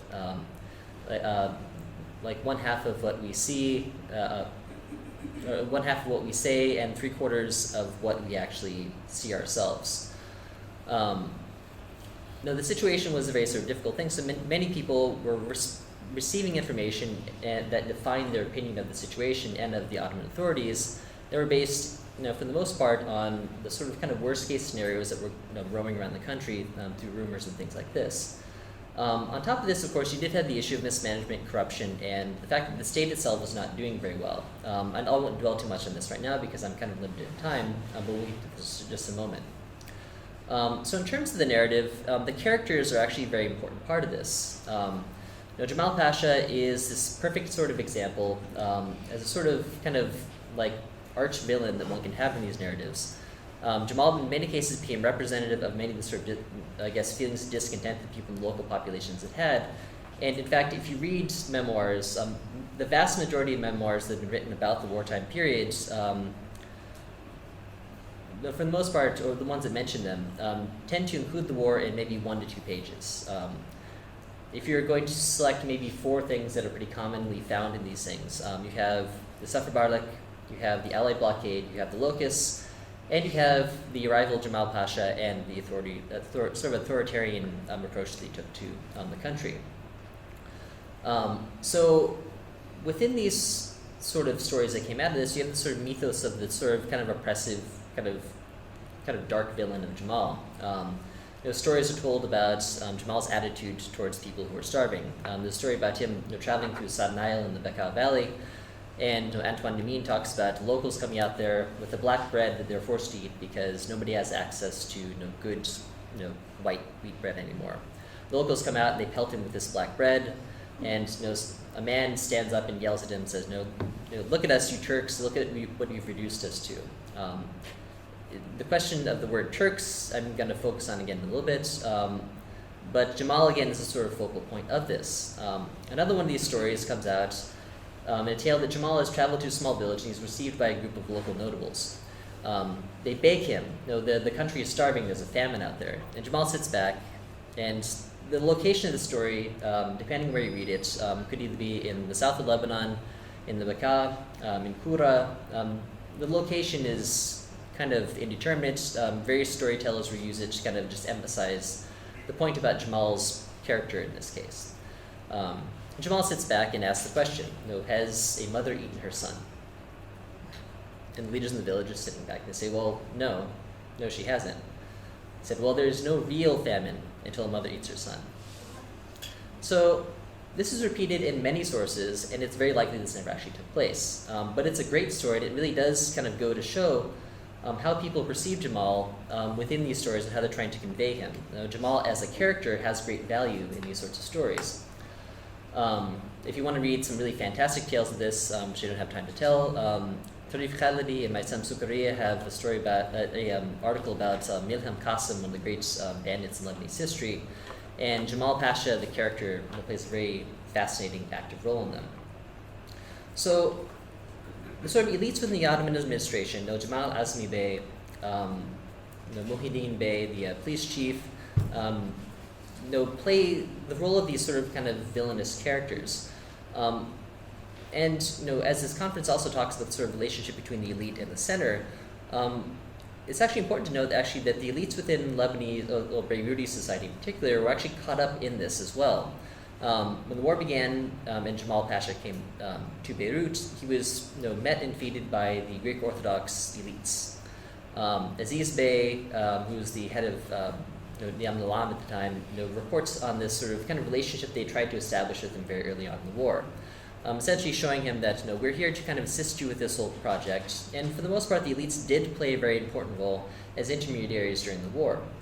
Unfortunately for them, although many of these elite families, the Sursuks, Behums, and others, attempted to kind of, in certain cases buffer the sort of effects of the upper administration on the local populations, in many cases by distributing patronage. Because of their association with Jamal Pasha, the family names in many cases got dragged through the mud as well. The hatred of the state was then transferred onto these individuals. And while there definitely was lots of profiteering that took place at various levels, to some extent, again, this fits into more sort of the idea of the memory and sort of, kind of collective storytelling about the period, and I think that's kind of the value of this. So one question, I guess, is when we deal with these sorts of issues, are we talking about an issue with accuracy? As Salim brought up yesterday, Azmi Bey at least was making an attempt to kind of appeal to the Ottoman authorities to deal with some of the crises that were going on in Beirut, at least by 1917.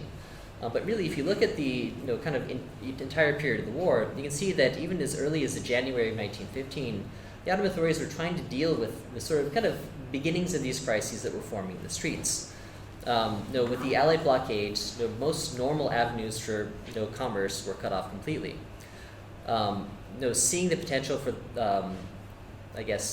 shortages in certain parts of the country, the elites in Damascus and the city council basically cut off shipments of grain to places like Mount Lebanon, Beirut, as a way to make sure that their areas didn't suffer.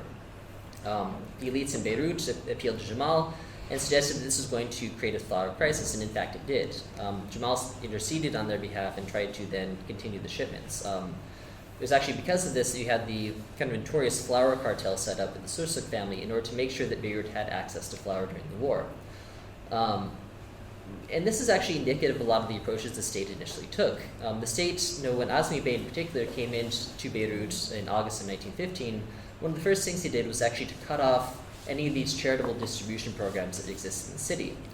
For the most part, they wanted to deal with the issue through the state itself, oftentimes through, say, structural adjustments, giving out work programs, renovating the racetracks, knocking down chunks of the city center and rebuilding it, in order to provide people with jobs, but again to kind of funnel this through the patronage of the state.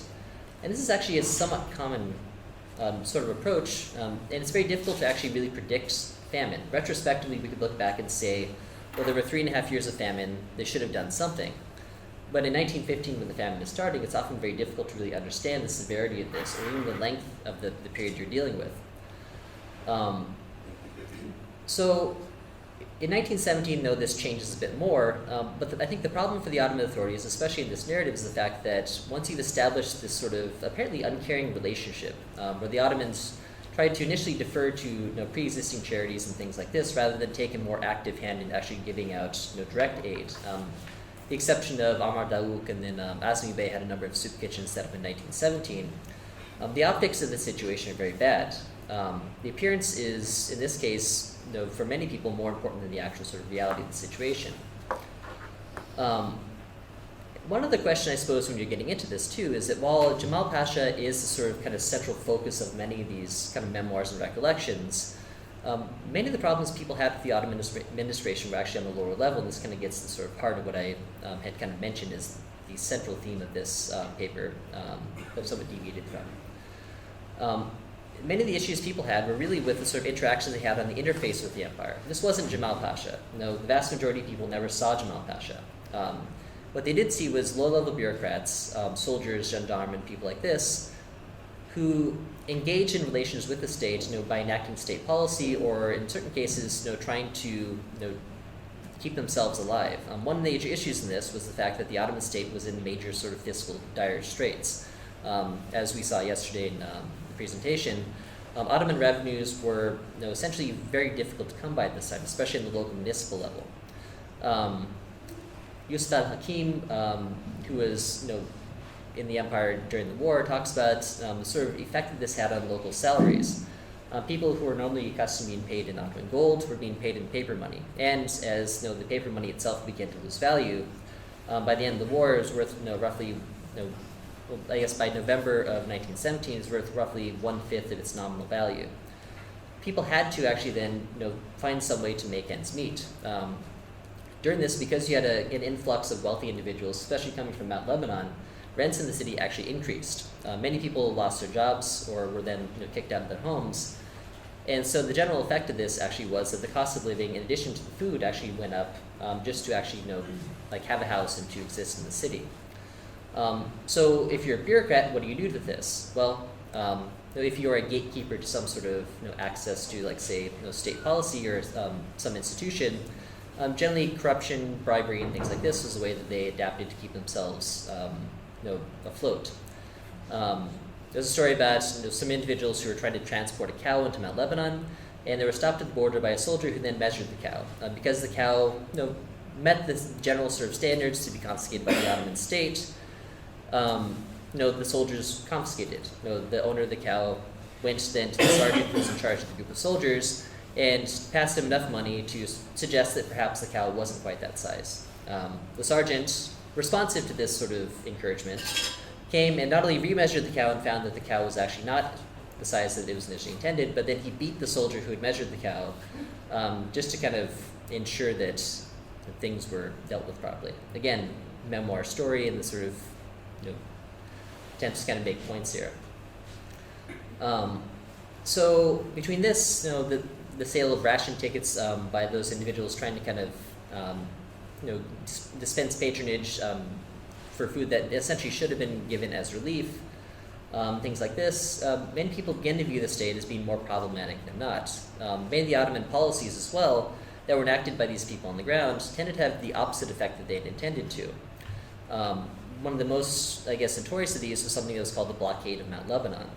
This generally was a description of anti-smuggling policies. They're intended to keep people from basically bringing food into the mountain and hoarding it, thus causing a rise in price across the empire, or at least in the area. What this wound up doing essentially was that it gave people who had the rights to access these sort of permission papers to bring food into the mountains basically the right to bring whatever they wanted to and smuggle, whereas most people who needed to bring food in, like say from the coastal regions, were unable to do so. Mount Lebanon consumed something like 20 million kilos of wheat, and it produced about 2 million locally, according to Haki Bey's sort of compendium. So for most people, they had to adjust this in some way or another. For them, the blockade of the mountain, as they portrayed it, was a direct assault upon Mount Lebanon. Why would Jamal Pasha be concerned about Mount Lebanon? For many people, the way this is portrayed in memoirs was because of the sort of politics of the mountain before, the sort of independence of the Mutsarafiyya, the fact that to some extent they had been kind of irritations to the Ottoman state before this, and of course because they were Christians in majority. For many people, this allowed them to kind of internalize the famine as well and make this into a sort of attack upon themselves. Thus, the memoirs and these narratives that are portrayed, in many cases, are very personal. It is essentially a sort of reflection of the sort of trauma that they're dealing with as well. So this wasn't something that was just applicable in the mountains as well, though. If you read Bahchat and Tamimi's Salname of the Wilayat of Beirut, again, when they come through, many of the local municipalities that were dealing with these shortfalls in revenue had to deal with it in some way or another. They couldn't continue on just, say, going business as usual. When they came to Tyre, the mayor of the city came and complained to them and said, well, we're given 3,000 lira per year, 3,000 piastres per year to deal with burials. So, because of this typhus epidemic and these people coming in from Mount Lebanon, who nowadays you might consider the people of Mount Lebanon to be Lebanese, but if you are the mayor of Tyre, they are outsiders coming into your city. Within a 3-month period, they had gone through the entire year's revenues for pauper burials. And he began making these sort of kind of pleas to these representatives of the Ottoman authorities to help them deal with this crisis. We went to Saida, a similar situation was going on. The poverty of the city and the effect of this kind of flood of refugees into the town had forced the city council to deal with it in a sort of creative way. So one would think that when you're having a crisis like a famine, that one of the priorities of the state would be that to give out aid and try to get people kind of alive and off the streets. So this wasn't really the case. If you think about this, I guess, on a bureaucratic level, the important thing for the mayors of the city was salaries. You have to pay your people. Another important thing was sanitation, education, and healthcare. So during a time of crisis and famine, they actually cut charitable aid in order to kind of maintain these, what they saw as being the sort of core bureaucratic aspects of the state. Again, this wasn't necessarily the Ottoman state's attempt to attack the local population, as in many cases is reported in these sort of popular narratives and memoirs. It was the Ottoman state trying to deal with local issues, or sort of, I guess, kind of countrywide issues, in ways that just happen to have a negative impact on local populations. Certain things that tended to also discredit the Ottomans, such as the dealing with the dead. In the city of Beirut, you had a cart that traveled through the city 3 times a day starting in 1916, and it would pick people up, like in Monty Python, throw them onto the back of the cart, and unceremoniously dump them initially into the sea. Presumably they began washing up on the coasts and started bothering people. So after this, they began transporting them to the sands to the south of the city and burying them allegedly in mass graves. Because all of that is actually currently built up on, I'm actually curious how many apartment buildings are currently standing on mass graves, just from the wartime period. Given the fact that about 45,000 people allegedly died in Beirut during the famine, it might be somewhat substantial. So, again, for the most part, we're dealing with the issues of optics and memoir. How do we remember these periods, and then what does it mean to the people who then have to deal with it? So, one of the things I've been looking at lately actually has been the effects, I guess, the sort of memories of kind of resistance and smuggling. One of the things that during the wartime periods, certain individuals, particularly in places like, say, Egypt and America, who were looking at the situation, hearing these reports of this massive crisis and people starving in the streets and just laying down to die, with grass coming out of their mouth. The question was, like, the Lebanese are laying there as victims. How can they just accept this passively, accept this oppression from these, allegedly oppressive Turks, and just lay down and let this happen? In these retrospective narratives, particularly kind of oral histories and local histories, tell me how much time we have. About 5 minutes. Okay. They kind of are reorienting the idea that the Lebanese, or at least certain individuals within these stories, were these passive individuals accepting death.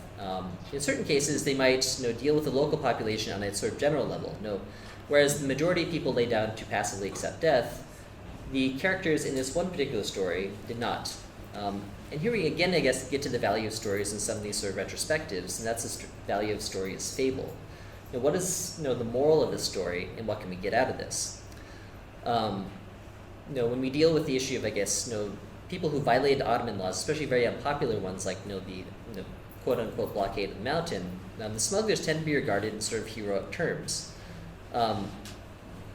We can maybe suggest that this is a sort of kind of re-remembering of the past.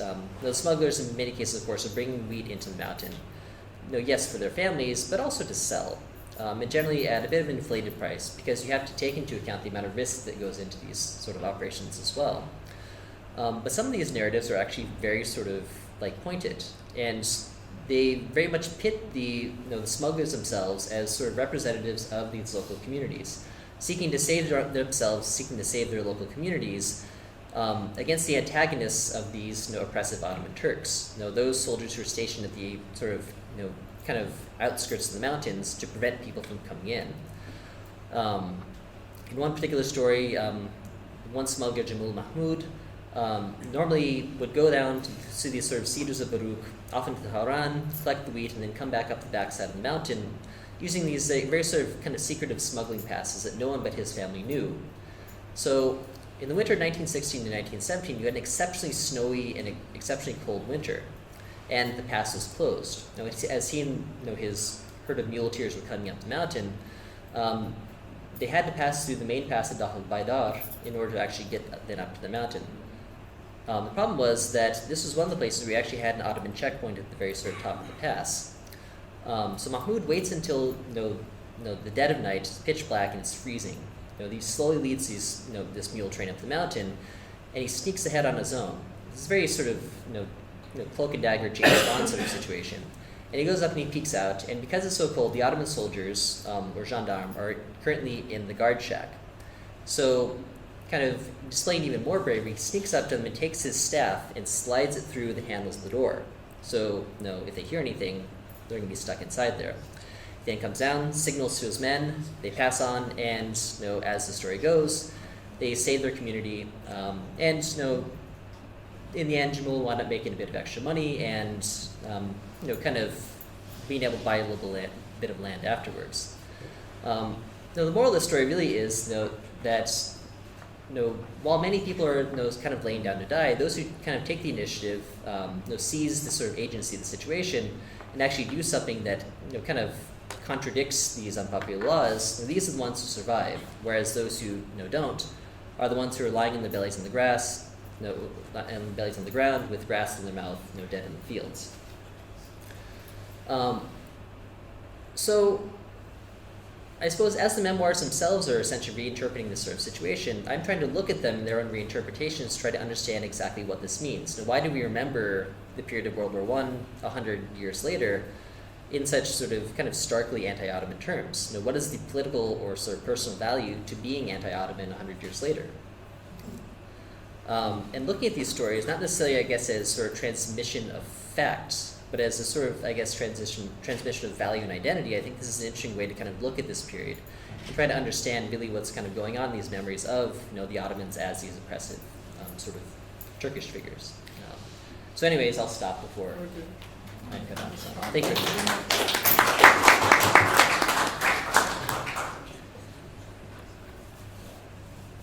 Questions?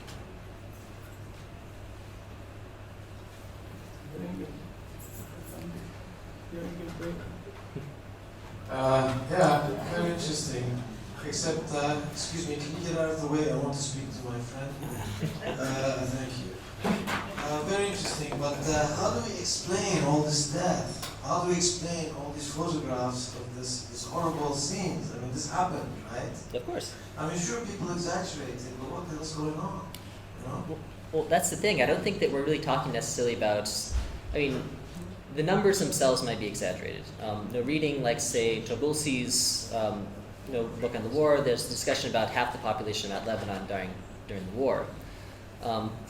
From what we can tell, that's a bit of an exaggeration. The issue of numbers is something that's problematic because all the numbers are essentially estimations. But just because half the people didn't die doesn't mean that it wasn't absolutely horrible and traumatic. I think many of us at this point kind of agree that probably about, maybe over the course of the entire Mount Lebanon, we're talking maybe 22 to 25% of the population. Well, that's not 50%. If we think about that in terms of just, the general sort of like effects this has on society, of the people up here, that means one of us is dead. This is something that people dealt with on a daily basis. This is a truly horrifying experience. And certain communities were afflicted far more badly than others. Some areas in Mount Lebanon disappeared entirely. The populations in Beirut increased substantially during the war, Tripoli as well. And when people went around through the city, we're talking about a situation that you're literally seeing, going from, like, say, 1915. I guess a good sort of anecdote for this, in George Al-Naqdisi's discussion of the war, he talks about how people had to deal with this sort of, I guess, issue of trauma and death in their daily lives. He says, in 1915, we'd go about the streets, and if we saw somebody falling to the ground from hunger and thirst, everyone would rush to his side, they'd pick him up to give him some water, some food, and some dirhams, and send him on his way when he felt better. He said by 1916, you would walk through the streets with men and women and children lying in the mud on both sides of the roads, begging for some sort of assistance, and you would just go on and continue your conversation as if nothing was happening. Those effects of normalization of crisis in people's daily lives, for most people, just kind of took place. But of course, for those who actually lived through the famine, lived through the periods, saw their family members dying in horrible ways. Famine is the worst, sort of kind of social crisis you can possibly imagine. You see those who in your sort of kind of personal lives transforming from your friends and kind of relations, into people who are suffering and in terrible pain just from even existing.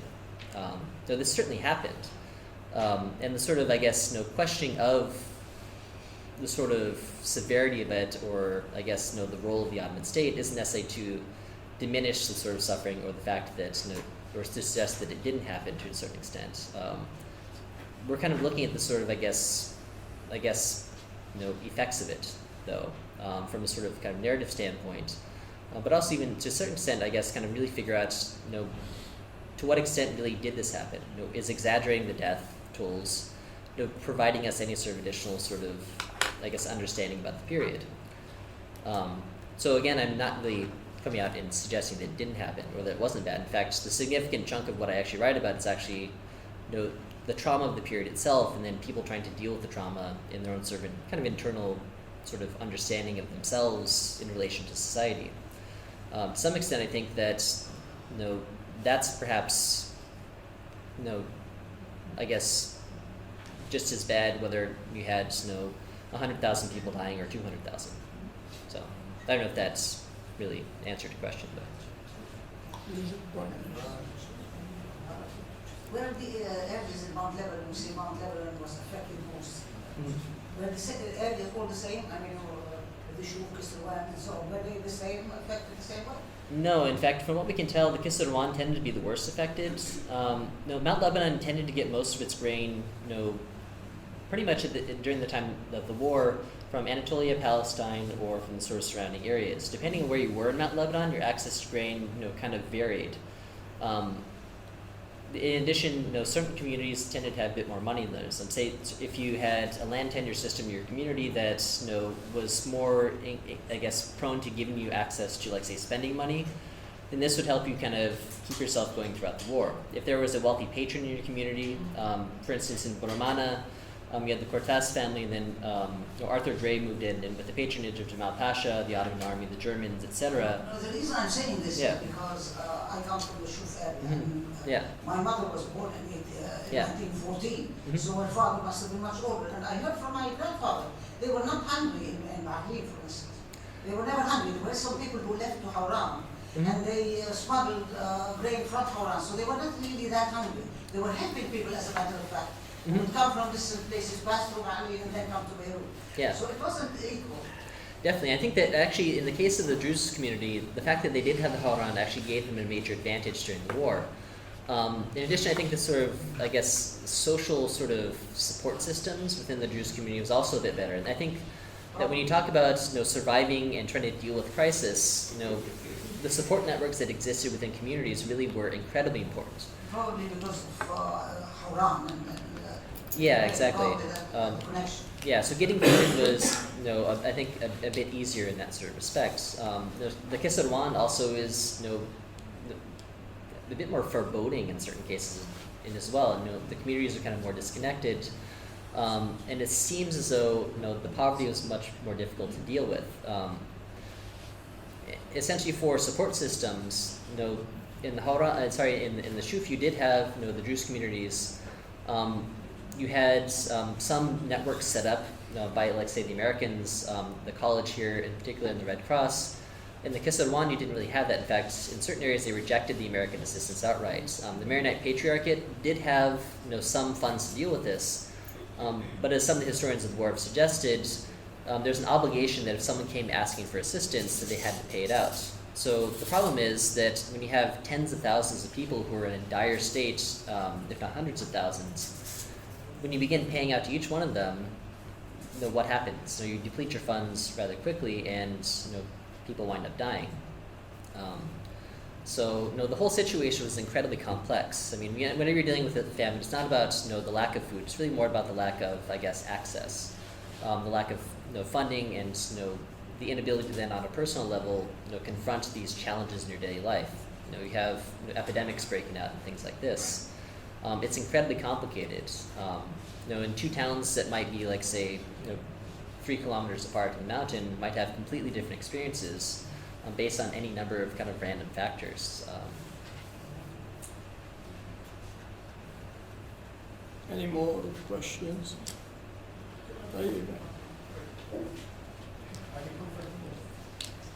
Thanks very much. I just wanted to quickly come back to this question of the mother eating her babies, or rather not.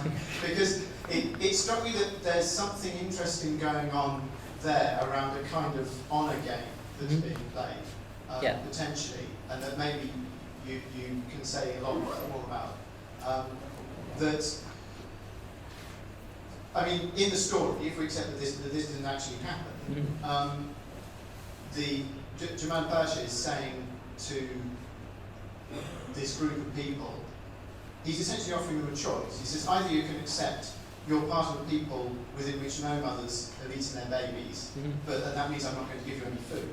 Or you can say, we are part of a people which contains mothers who eat babies, which is this massive kind of loss of honour and this enormous sort of admission. And then he might be willing to give them some food. Maybe. So maybe, maybe not even that. But, there's this sense of how much are you willing to concede in order to get this material good, in some sense. And that is as much what's being portrayed there as a question of the question of whether there is a real famine or not. I don't know if that's what you had in mind. Yeah. I mean, I have another example in mind. In the 1820s, when I worked on this, there's a moment at which the governor of Tripoli is trying to disarm Christians along the coast. And the Christians, supposedly in the story, they say, we won't give up our arms, we'd rather give up our women. Because if you take our arms, then someone else will come and they can take our women. So it's this massive concession of honour to be without arms. This sort of discourse, you know. It seems similar. Logical conclusion. I think this is really the key. I think this is really the key. I mean, like these stories, again, whether or not they actually happened, especially the mother eating your child story. This one had enough currency to be repeated in at least 5 different stories, and to allegedly have taken place in various locations across the mountain, or in the Junub too. So the commentary here is in part again on the nature of Jamal Pasha and the Ottoman administration, seeing it I guess as a sort of kind of cold, unfeeling sort of state.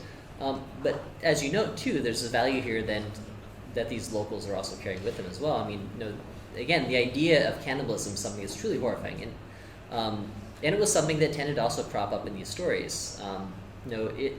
There are maybe 2 cases that we actually have pretty good evidence that somebody actually ate someone else during the famine, or at least killed them to eat them. Allegedly, there are police records in Tripoli. I won't tell the story, it's fascinating. Maybe dinner tonight. It's a more appropriate venue, I think. And a case in Damour, where apparently a couple of kids were taken up. There were stories of people who dug up graves to eat them, but this is the sort of representation of sort of kind of the most extreme and sort of, I guess, like terrible circumstances possible. These are people who have abdicated their humanity. Those sort of like the final taboo in order to actually then to keep themselves alive. So I think that your point there is really relevant. There's a lot of value being carried in this story that goes beyond simply just the sort of kind of Ottoman, non-Ottoman dynamic. So thank you. I hope we'll not end on this unhappy note of famine.